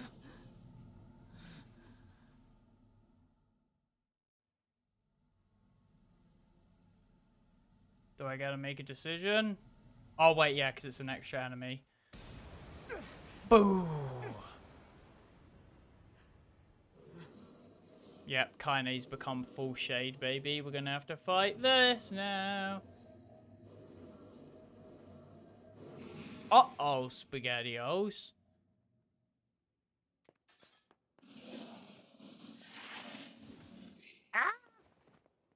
Well, hell, son. Oh shit, I don't have magic. I can stop it. Fuck! When gestalts go out of control, they lose Ah. their minds. Watch this. Jumping attack. Fuck. Heavy. Nope. Big super attack. Nope. Jump. Yeah, that didn't work. Use okay, boss fight time. Oh yeah, I don't have fucking. Let me just heal and also use a spirit. Attack. Nope. Oh, do I have to like destroy these things? Oh, I cannot. I'm guessing for now I've just got to avoid. For now, it's just avoid projectiles. Those ones came out a bit faster, game. Because you were with us, Kaine. I'm who I am Whoop, today because whoop, of you. whoop, I'm not whoop, going to give up on you. whoop, I'm whoop. not going to abandon someone I love. Bit too many projectiles for me, mate. This ain't Toho. There. Oh, I just used my words.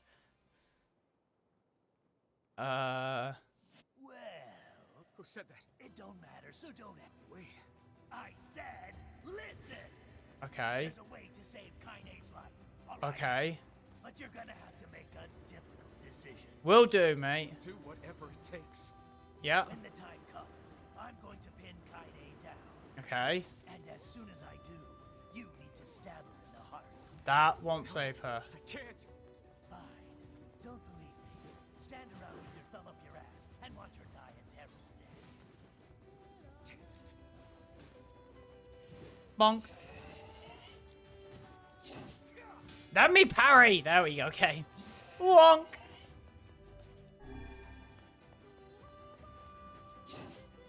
I'm gonna parry because it's the fucking last thing I do, baby. Oh, I have so much fucking HP. I'm sorry, game. Oh, he's gonna do magic now. Chikori also has a full-on has a character comes out as by, and if you told them enough, they come and get fist. Oh, that's nice. I like games that just naturally have people come out and stuff like that. You know, games that don't force peak characters of different sexualities or different like genders and stuff. They just naturally have it. That's always fucking great in games.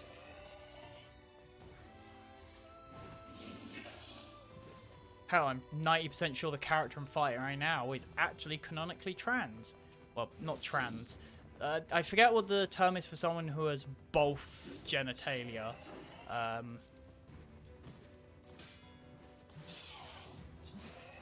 Okay. I don't want to kill it, though, because I don't know if I'm meant to kill it, or if I'm just meant to, like, stab it, or, I'm just gonna swing. Right. Please don't tell me I fucked it up by stabbing.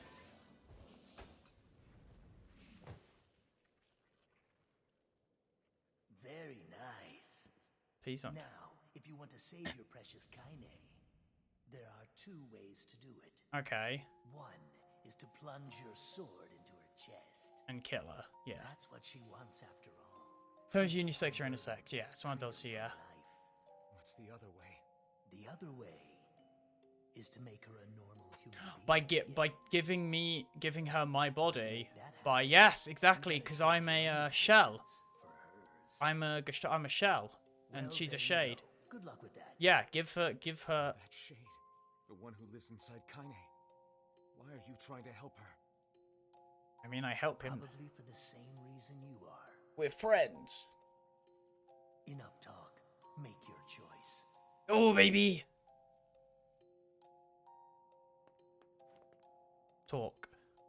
Sacrifice your own existence to make Kaine human again. I'm just gonna watch the ending see on YouTube, I'm gonna be honest. You'll disappear from this world.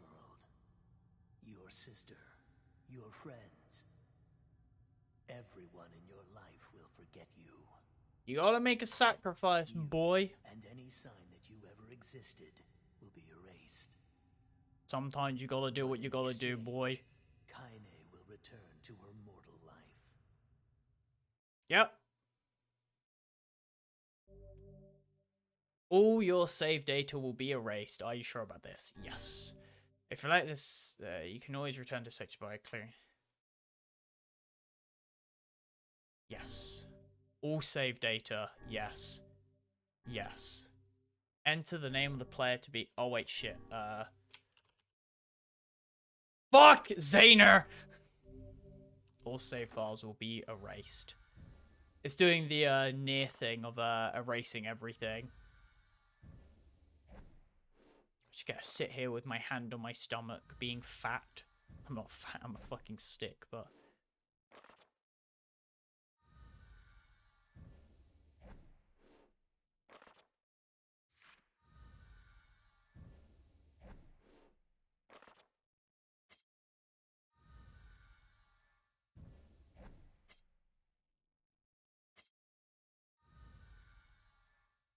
Uh...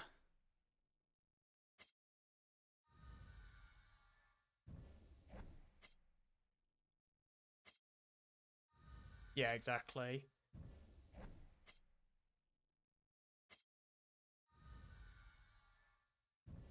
Getting at least D. Yeah, exactly. Okay, I was about to have a mini heart attack because I thought I had to get ending C to get ending E, but no, I just looked it up and you just need ending D to get to ending E.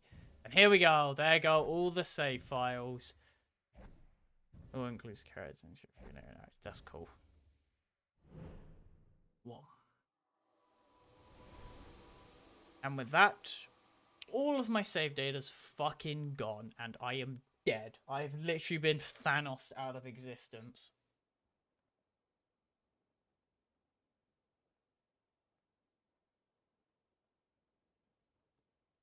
Ugh. I'm just gonna watch ending C on YouTube, so that's fine. I'm not gonna play through the game fucking twice to get both endings. Fuck that. Are you alright? Yona? It was you. The one who helped me, I mean. Wasn't it?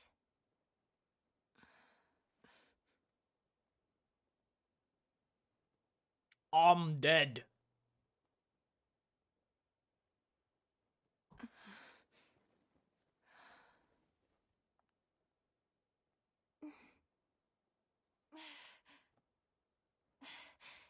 Thank you so much.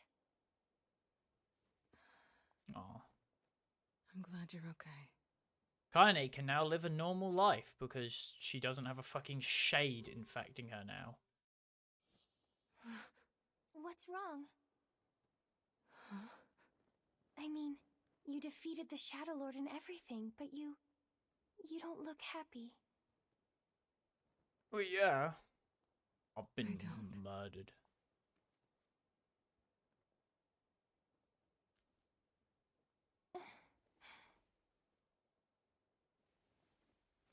Oh, that's cool.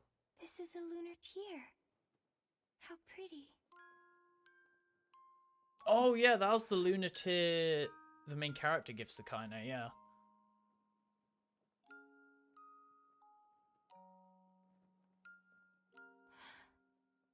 Are you crying? Yeah, but Kaine can slightly remember us, I Yeah. guess, the main character. I guess I am. It's good that Kaine's actually allowed to, you know, be sad now. Because when she had the shade as part possessing her, she pretty much had to deal with the shade that if she ever, like, let down her emotions to, you know, be happy or sad, the shade would take over It's her. like Which is what happens at the I end, just pretty found much. something special. But at that point in time, Tyrion Something respected Kaine or liked Kaine enough special. to the point in which the shade took over, but Tyrion was like, yeah, but I don't want this.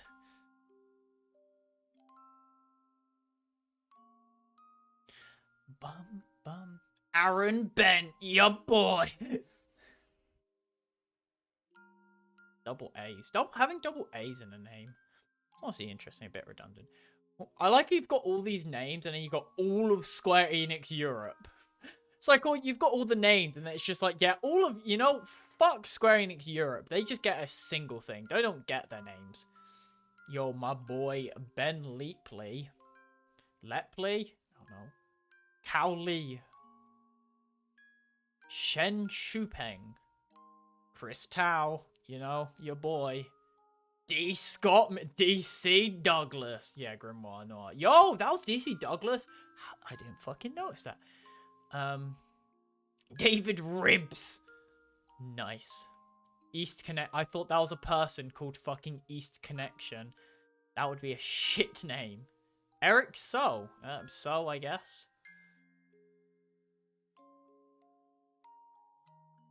George, your boy Gregory Toyosaka. That's a fucking whiplash of a name. Gregory Toyosaka. It's like America than Japan.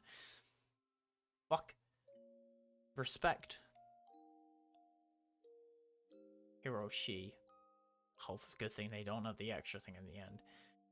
Ian Walters. Jameson Price got credited, but he didn't do anything. We just like Jameson Price. He didn't do anything, but we liked him enough to put him in the credits. That was great. It just had some guy's name, no credits. Just he existed. He just turned up in the office someday and they were just like, hey, you want to get in the credits of the game? He was like, yeah, sure, fuck it. And they just put him in. I want credits. I really just want to have like a full credit system and then just have one of them be like the guy who turned up in our office one day. Or like the guy who turned, like Kira Buckland. I don't know what you fucking did. Again, you were an enigma. Yeah, Koji Yusa. Who are you? What did you do on the game? An idea of just a full credit system and then just like some random person's name. It's like, yeah, the guy who gave us pizza. If I ever develop like a full game, I want to have like a full credit system and then like have the name of the pizza guy who delivered me pizza while I was on development. I think that'd be fun. Yeah, exactly. I would so fucking totally do that. That sounds fucking amazing. That's just like, yeah.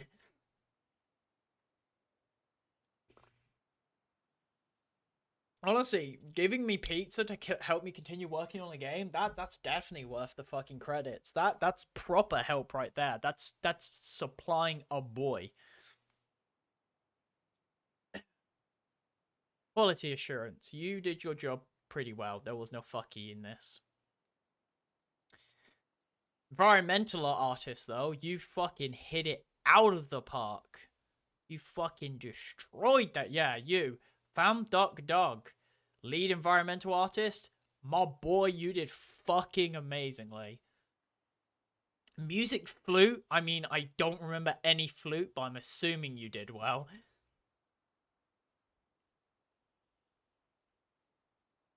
Game man. Game designer, good job. Marketing manager, I probably could have done better because I don't ever remember seeing adverts for this game. I'm going to be honest. Japanese business translator, I don't fucking know what that means. Casting, you did pretty good as well. Gotta respect that. Voice actor, you don't say voice actor of who? Probably the random pedestrians. Again, voice actor. Okay. Technical programmer. They were technically a programmer. You did good. Music guitar. There was some guitar. I can respect that. Flame Limited. Someone took my fucking company idea, I guess. I'm Flame Ninja, yet Flame Limited is already a thing. I like how it's just fucking bird chirping now. Music's gone. There's too many people in the credits. The music's just died. Yuka Suzuki, Yuki Jinochi, Yuko, Yuki, Yoko, Yuko, what? Yuki, no, I can't read. Wow, a lot of those people have the same name, don't they? Very common names over there. You've been limited of a flame. Literally, they've trademarked the first half of my username. Cunt. Right, thanks for playing. Oh, we're not done yet. We've got to get ending D, baby. Start it up again. Oh, look, we got the flower for beating ending D. Let's fucking go, baby. We can't have the same name, so we need Dusk. It's your boy, Dusk.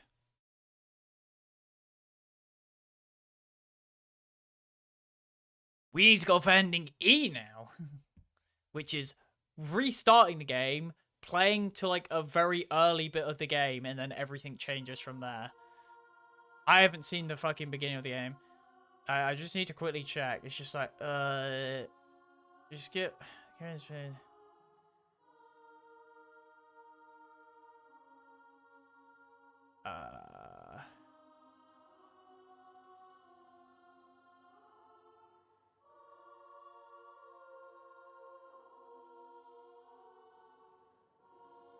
At least D. Yeah.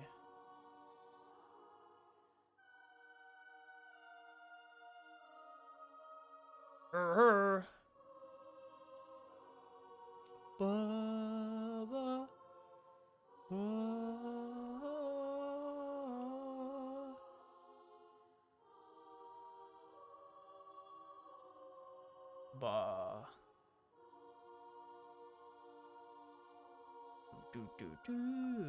Do.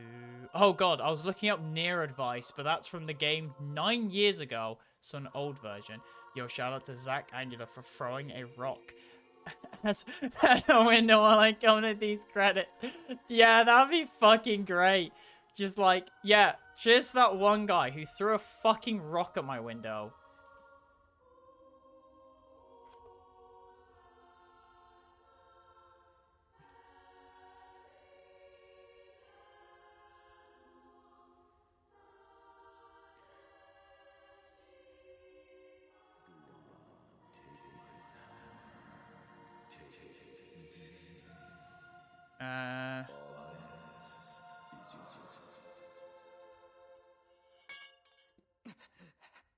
Okay, so wait, I can skip all the cutscenes into that specific point in the game. Okay. Know how to play the game. I'll kill you all. I remember this back at the beginning of the game where I was very confused of what the setting of the game was.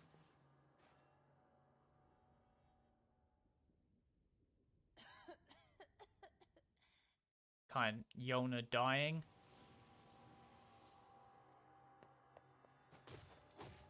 To be fair, I remember when I played this originally, I was very confused. I was like, wait, is this Cold Vein? Just keep coming. Ah! Oh yeah, I forget you need to get hit and then you get the power of the book. And then you get the ability to summon... Big Hand! Won't let anyone hurt Yona. And you get stronger as you fight. So this is the power of the Black Book. Yeah, this is back when...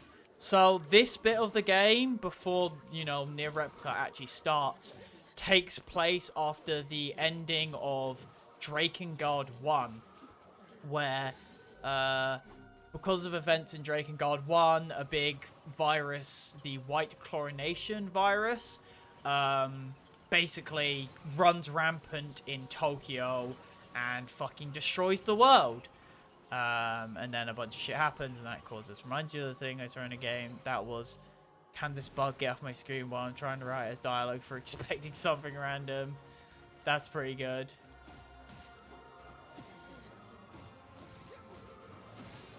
Add in the credits. Shout out to that one spider that scared the shit out of me when I went to get on my PC to do game developing. Shout out to the dead hedgehog I saw on the way to the game conference to announce the game.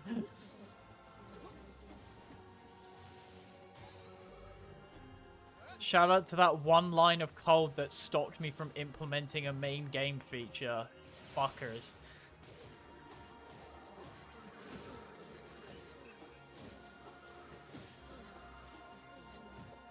Just like a credits with like a bunch of really fucking random shit in the credits. Because I'd either want it to be like one thing is weird, or just make it so like 80% of the credits is just dumb. I'd either want one single dumb credit or just a bunch of them. One or the other. I will not accept a middle ground. Maybe my game solo. That sounds fucking amazing. Just solo develop a game, but the credits just like a bunch of things. Of like a fucking 200-person credits.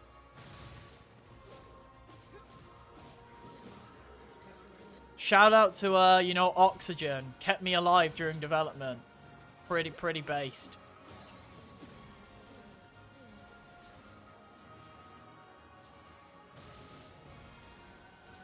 Shout out to that one guy who mugged me.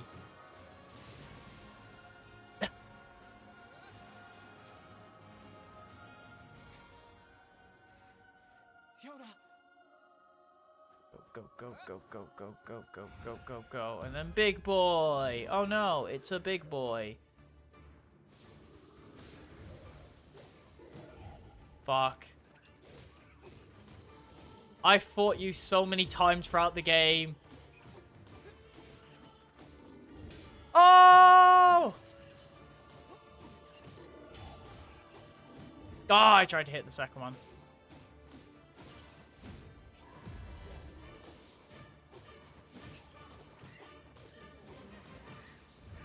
Woo!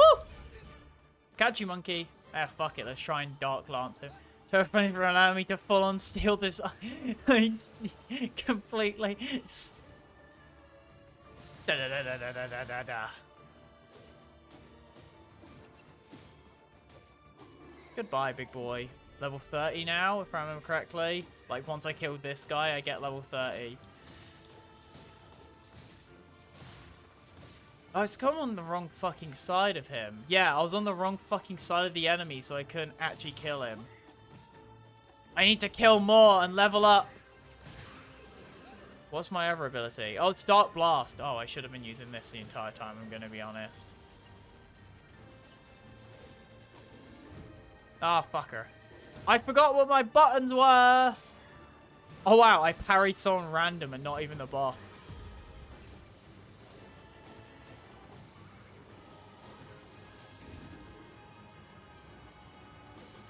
Get me through here, bastards. There we go. Now I'm a big boy. Touch 5 hours of names. Fuck. For making silly songs in my Spotify playlist. Well, to be fair, you'd probably just have you probably couldn't say the names. You probably just have to like list off a bunch of like random like. Thanks to the person who made like sad songs. Thanks to the people who made like songs about X, because you'd probably get copyright. You'd probably get shot for fucking mentioning copyright. Shout out to Nintendo. Go fuck yourself. Not even like a good thing.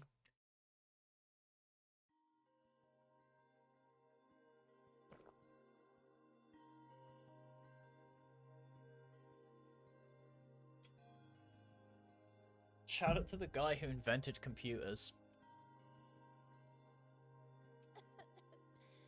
Oh, she's dying. Right, basically, as far as I remember, I've just got to play through the, like, first 2 areas of the game, and then everything goes bruh. Bruh. Gold!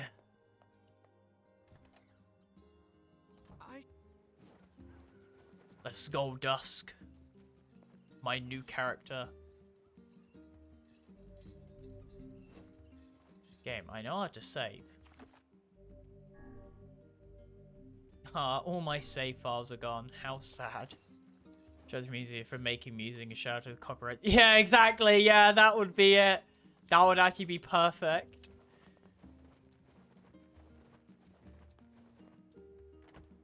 Shout out to the copyright system for, ironically, not giving me the ability to give proper credit.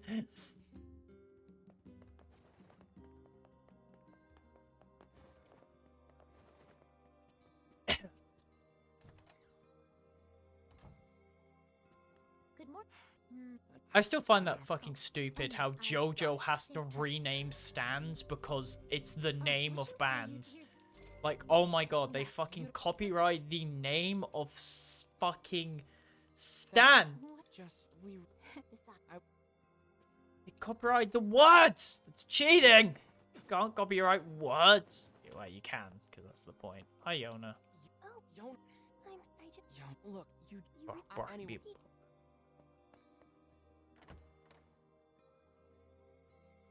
Shout out to the guy who invented words.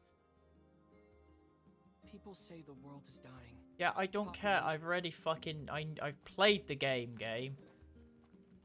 Oh, I need to kill sheep, don't I, or some shit. Like, someone wants me to go fucking stab some... Oh no, stab some shades outside the city. Bum, bum, bum. It's kind of interesting how this game, like, does a big, like, sort of, yo, get fucked thing. Where it's sort of like, that you think, oh, it's all normal and everything, and then the game throws on that, like, it's like, actually, everything's changed. Got you there. Ah! Oh, he fell over.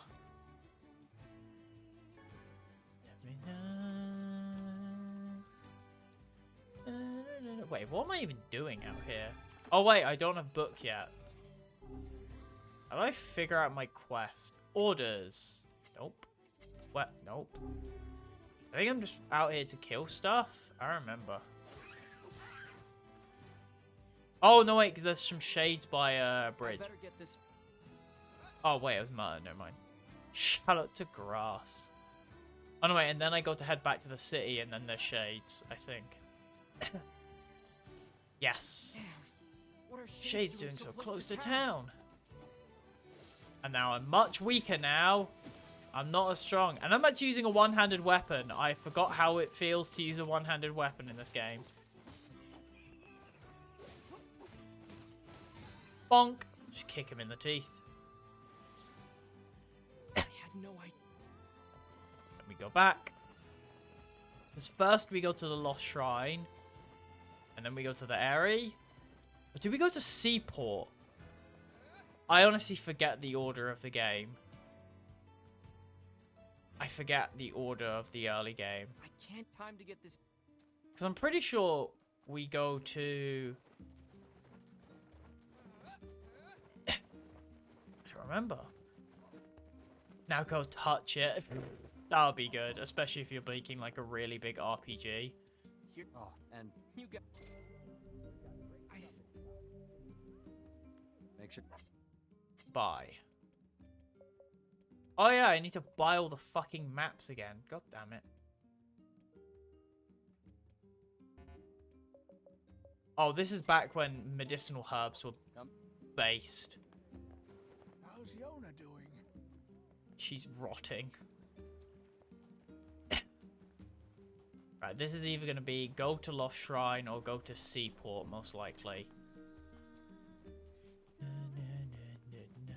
Because basically to get to ending E, we just got to play through the beginning of the game with a different named character. And then you get to a point in which the game's like, and now for something a little different.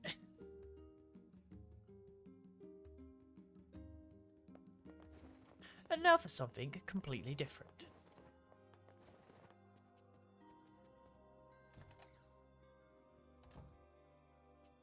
I delivered the. Oh, and Great. That should help with the food shortage.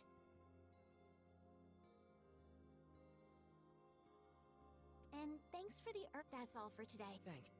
Yeah, and then we go back to Yona. Yona's either there or not there. And then I'm like, oh no, Yona's gone missing. Time to go fucking run into danger. It's only after the shoutouts to all the in-game characters. Oh yeah, I fucking name all the in-game characters. Credit in-game character, and then it's just like creator, and then just me. Not even like developer, just me. Just ME, just on all of them. Like NPC X, me.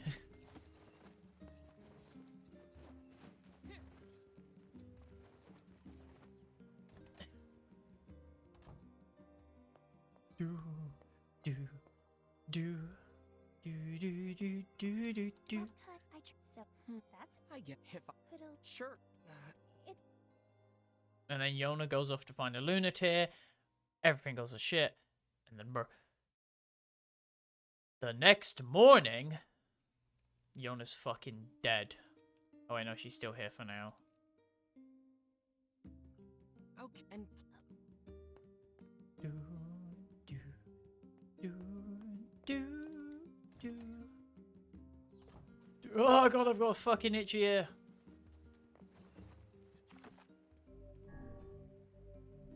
Oh yeah, because the first time we're gonna go to the Airy, but the first time you go to the Airy, you don't know Kaine. You meet Kaine, you end up fighting Kaine because you're both enemies. Shout out to Warner for being roughly 70% of me. The true dream. Become 100% water, reject humanity. hey, I do have. Aren't you? Well, the one where. exactly. Wait, really? Yes, I know. One of the carpenters would. I'll go take. If you're up for. I'll be. I'm. Oh yeah, go Oh, anyway. Yep. kill things, then come back. Then it's airy. Because this was back at the beginning of the game where everything's all nice and happy pretty much. Of course there are shades and stuff, but it's not very sad. It's just a dude doing jobs to take care of his sister. And then of course it's the halfway point of the game where everything goes to shit. And the world becomes a lot more terrifying. There are like way more guards walking around the city. All the gates have been locked up. Reject humanity, become water. Exactly. Reject solidarity and just become liquid. I'm not fucking killing the boar again, though. Killing the boar, that's just cringe. Whoa! Oh, game deciding to die for a moment. I'm just gonna let the game die in the menu. Don't know why it does this, to be fair. It doesn't even count as, like, dropped frames or anything. It just happened, and that's it. Shout out to my brain for not working, more like, for me. It was just like, shout out to my brain for not working. Oh, yeah, I don't actually have options at the moment. Oh, I need a fucking thumbnail. Oh, I can just make the thumbnail be this, because, of course, this is the new playthrough, so it makes sense to show off the younger version. Wait for the game to realize it's working or the video game exists.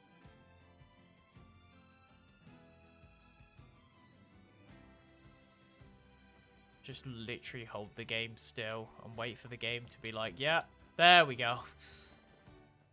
Don't know why it does that. It just does a massive lag spike and then it's just like, yeah, I'm good.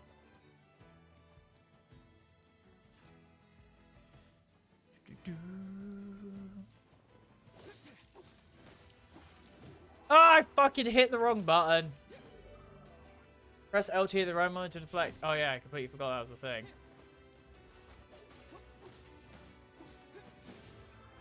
I mean, I would parry if the enemies actually gave me a reason to.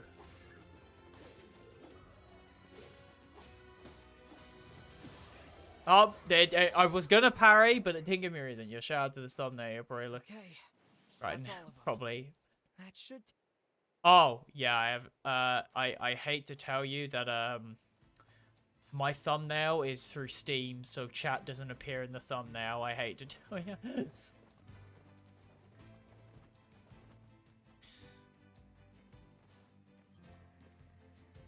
I'm gonna take a Breath of the Wild shot. Hold on. Put Breath of the Wild OST over the fucking shot.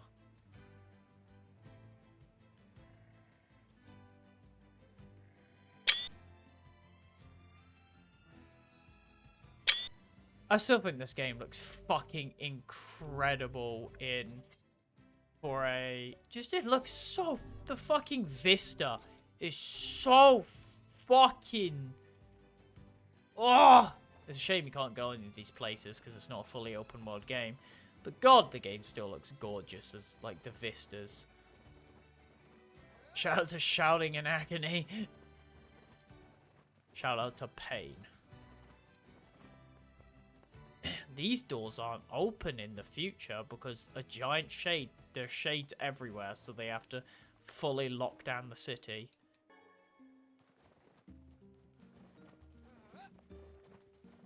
Good thing the fucking white chlorination virus didn't happen in real life with a certain pandemic we had. Shout out to talking in shout out.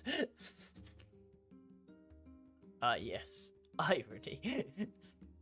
Shout out to shout outs, my boys. It just creates a fucking infinite feedback loop. Just, just work. Hey, did Doop, doop, doop, doop, doop, doop, doop, doop. Oh, What? I think she... You mean Exactly. she's... Don't... But she... Yeah. Well, she's probably fucked off to the Lost Shrine, so... Yeah, because we go to Lost Shrine, get the book.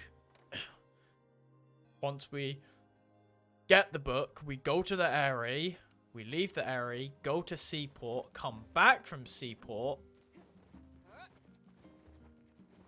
Once we've done the shit in Seaport, we then meet up with Kaine again. Once we've met up with Kaine again, we then go to the area and deal with the big boy. Challenge. Oh god, it's feedback loop. It's just going now. And then Yona's missing.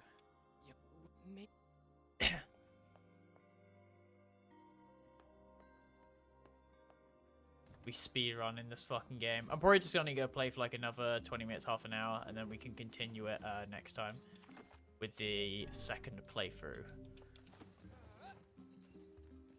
Nyom.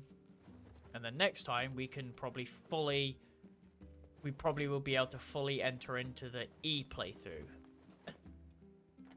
Moink.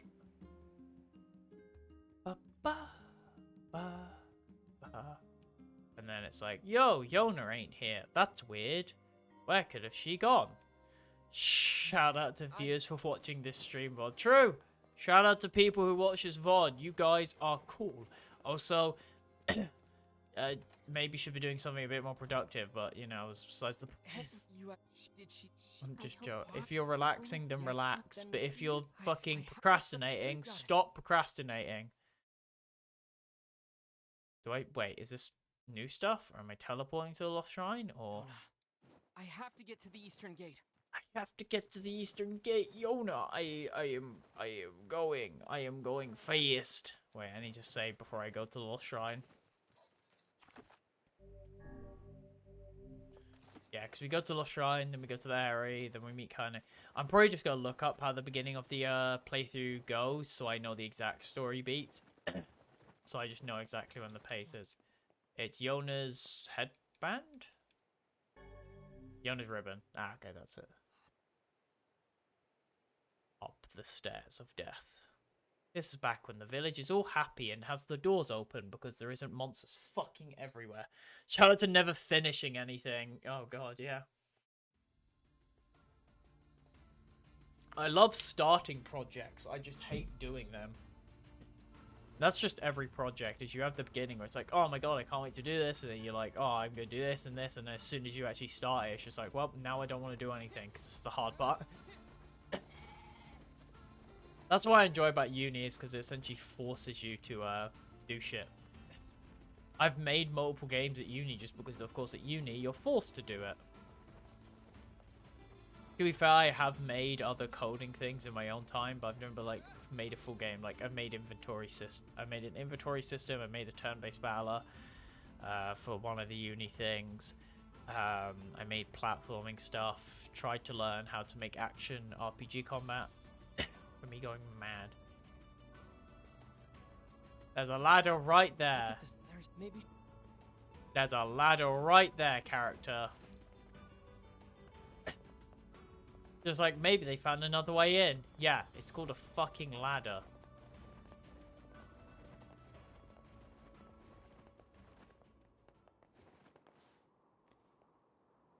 Wow. Oh, I could actually take this shot of the Lost Shrine, because you never get this shot of the Lost Shrine ever again.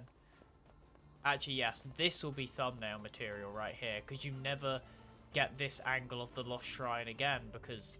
Well, you can get this angle, but the bridge is out, so... True, I guess that's true.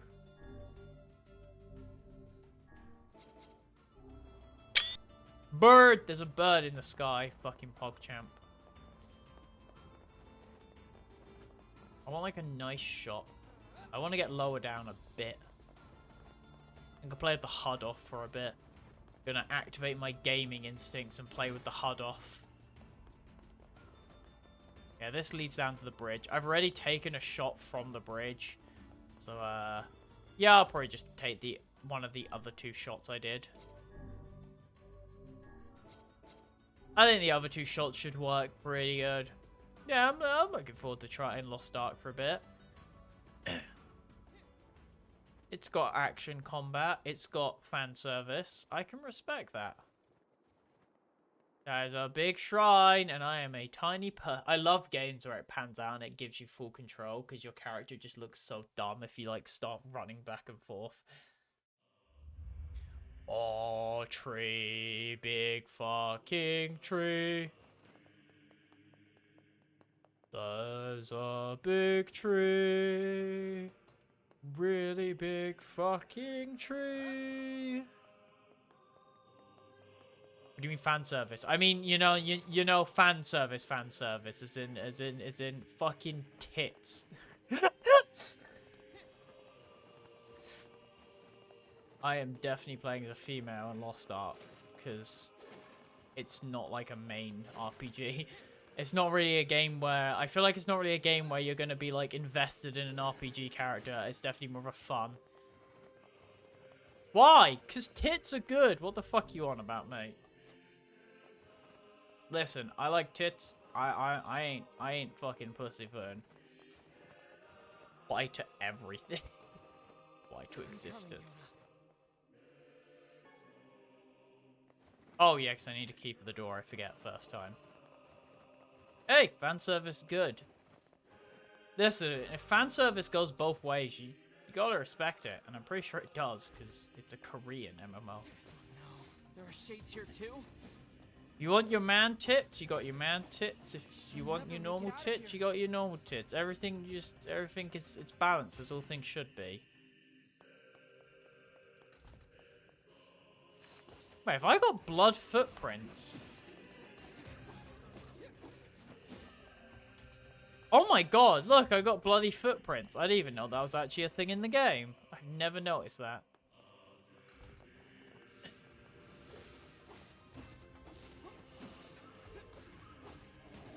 Oh!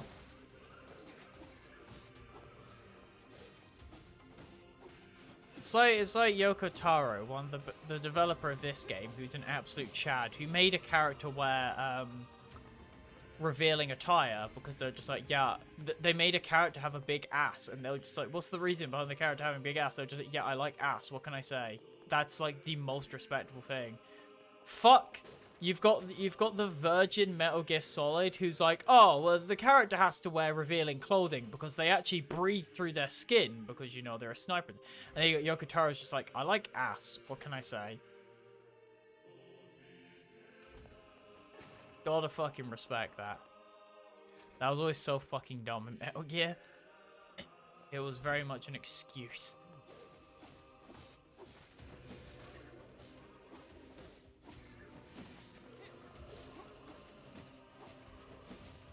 Schwink. Baba booey.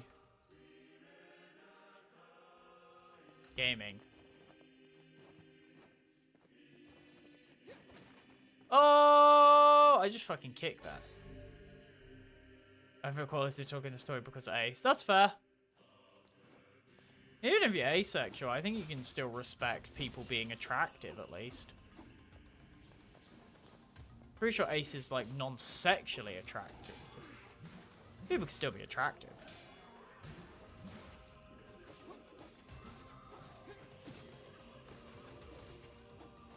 Fuck! Ace, I don't know. I don't know if I'm sounding super ignorant saying that. Like, you can at least still see people as attractive. I don't know if that's super ignorant, and I hope it's not.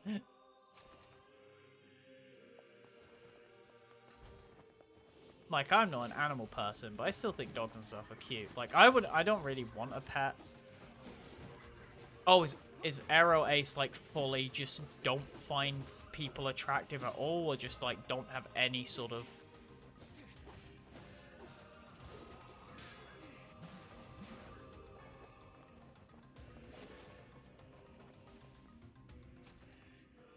Not romantically or sexually attracted to anyone. Oh, okay, I see, I see. Okay, yeah, I could get that then.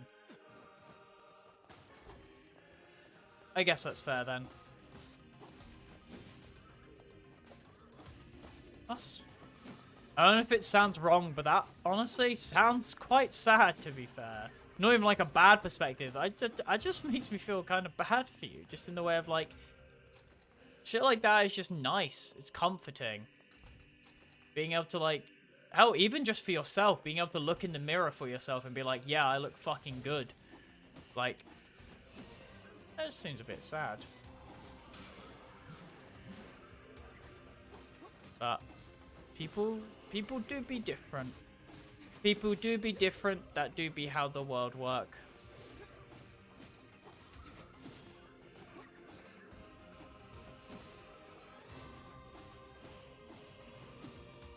You just gotta let that be how it do.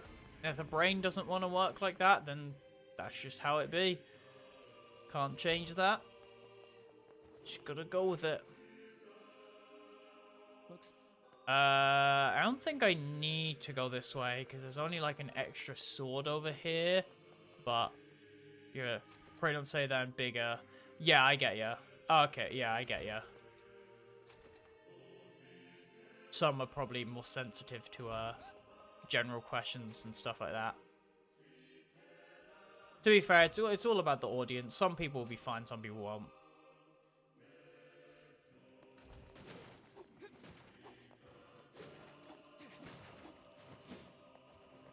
I get it. Gotta know your audience before you speak. To be fair, I don't see myself being in many situations where I'll be in an LGBT like group. I don't see closest thing to that would probably be maybe like in VR chat there may be one.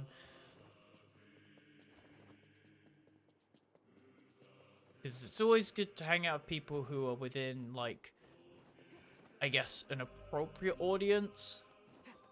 People who you vibe, you know? So it won't be, like, a big group. To be fair, in general, I don't think I could vibe in a big group anyway. I don't like big groups.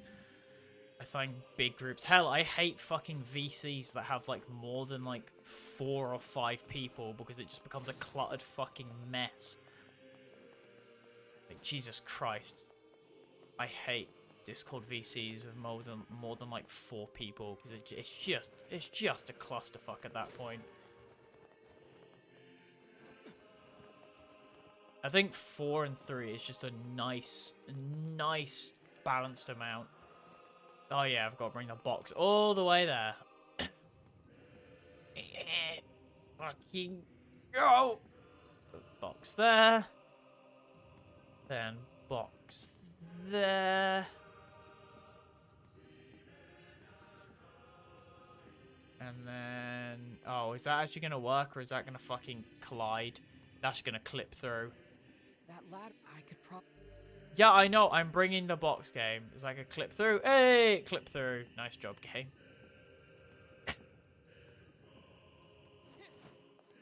Fuck. There we go. Whoop. Up I go. I remember when I first listed that I didn't even save before the boss because there were enemies down here and I thought I couldn't save. Oh no, it might have been the second time when I came here. I guess, yeah, you can still think things look cool and stuff, I guess. I feel like you can still think stuff looks cute. I don't know if cute works or not. Still think things are aesthetically pleasing, I guess. What is it with these things?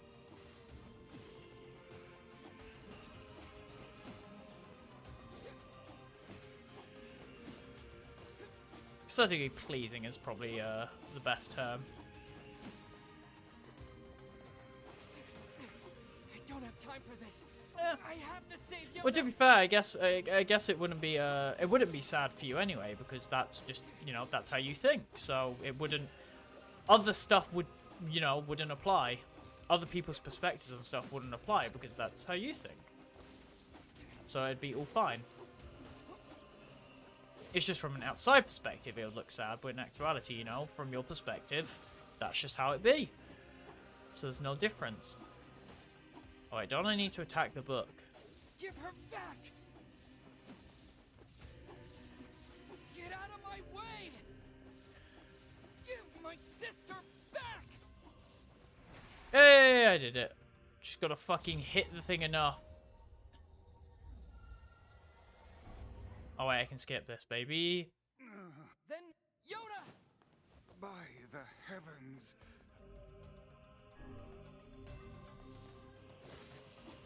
There. So how do we save Yoda? I like how I Once just skipped destroy all the these book shades, dialogue. The magic barrier preventing your passage should simply disappear. You can really do that? I am Grimoire Vice. Grimoire Vice. My very name brings kingdoms to their knees. My boy. Then do it already, Vice. Come on, Vice, my boy. You will refer to me by my full and proper name. Just keep coming. You should not have turned your blades on me. Yeah, I just like this, how Vice is like, yeah, I actually don't remember my magic. I, Grimoire Vice, shatter the very universe itself. Now, prepare Yeah. Oh dear. Oh dear. It seems that the frantic bludgeoning you gave me earlier has caused my memory to escape me. Are you for real? You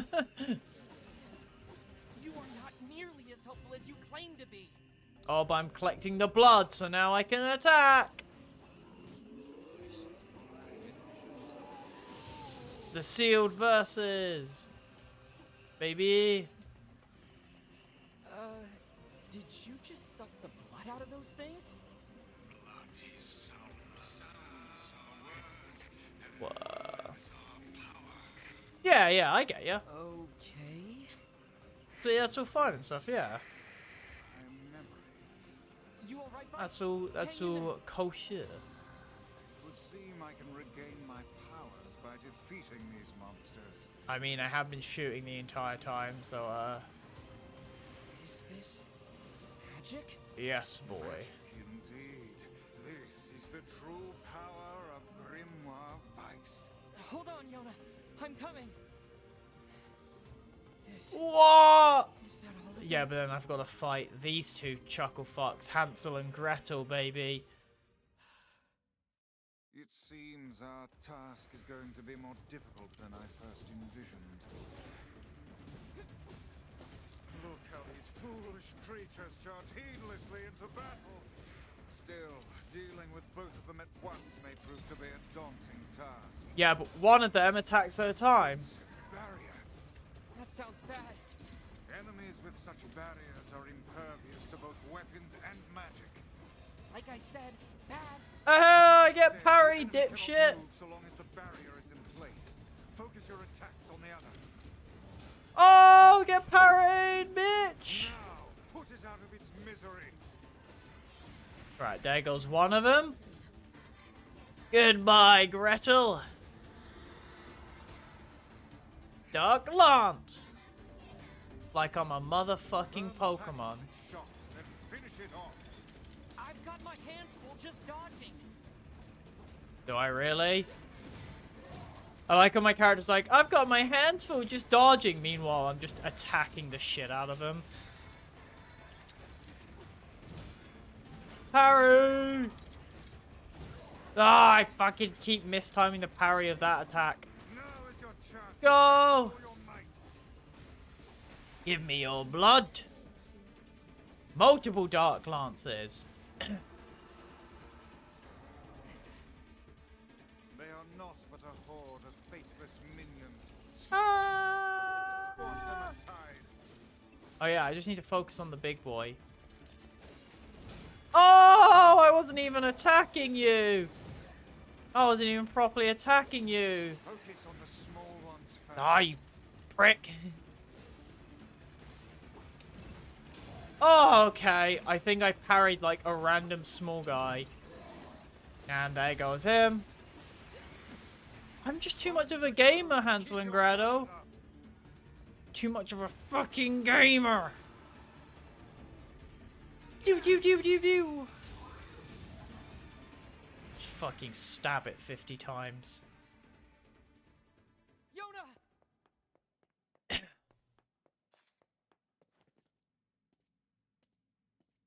And Yona's fine. She ain't dead. Doop doop. And then this place is falling apart. Oh no! And then I've got to run. I've got to run while carrying Yona, if I remember correctly. I don't remember. Gamer D. Derogatory. Or gamer derogatory. Why do they do gamer being derogatory? When The weird. and Yeah. Oh, come. Yeah, make sure I've got to specify that this gamer is not good. Oh, look, the book's there. What might it's Mom. I have She got. my It's all right. This is the reading. It helps. I But the final. in Well, take a look. Oh no, don't begin the fucking DLC!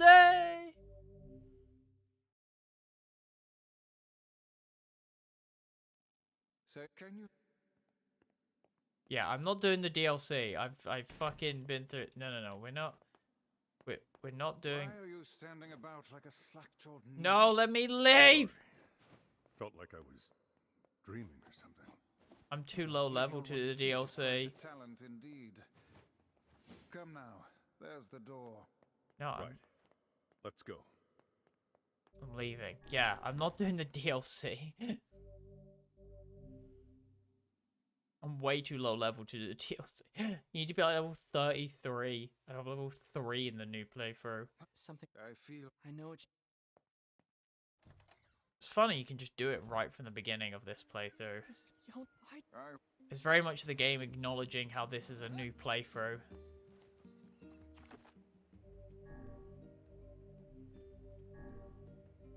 Right, I'm gonna end the stream here though. So, we have finished ending D, and we will of course be going on to play through E in this play. Shut up, Dusk! But yeah, next time we should be able to continue to the point in which the story actually diverges for ending E. But yes, hope you enjoy the stream. I'm gonna go watch ending C on YouTube. But yes, DLC 2 week. That's a good one. I'll give you that. Yes, hope you enjoyed this. I'll continue in this on Monday. Make sure you lot stay safe, stay hydrated. I'll see you next time. Have a good one.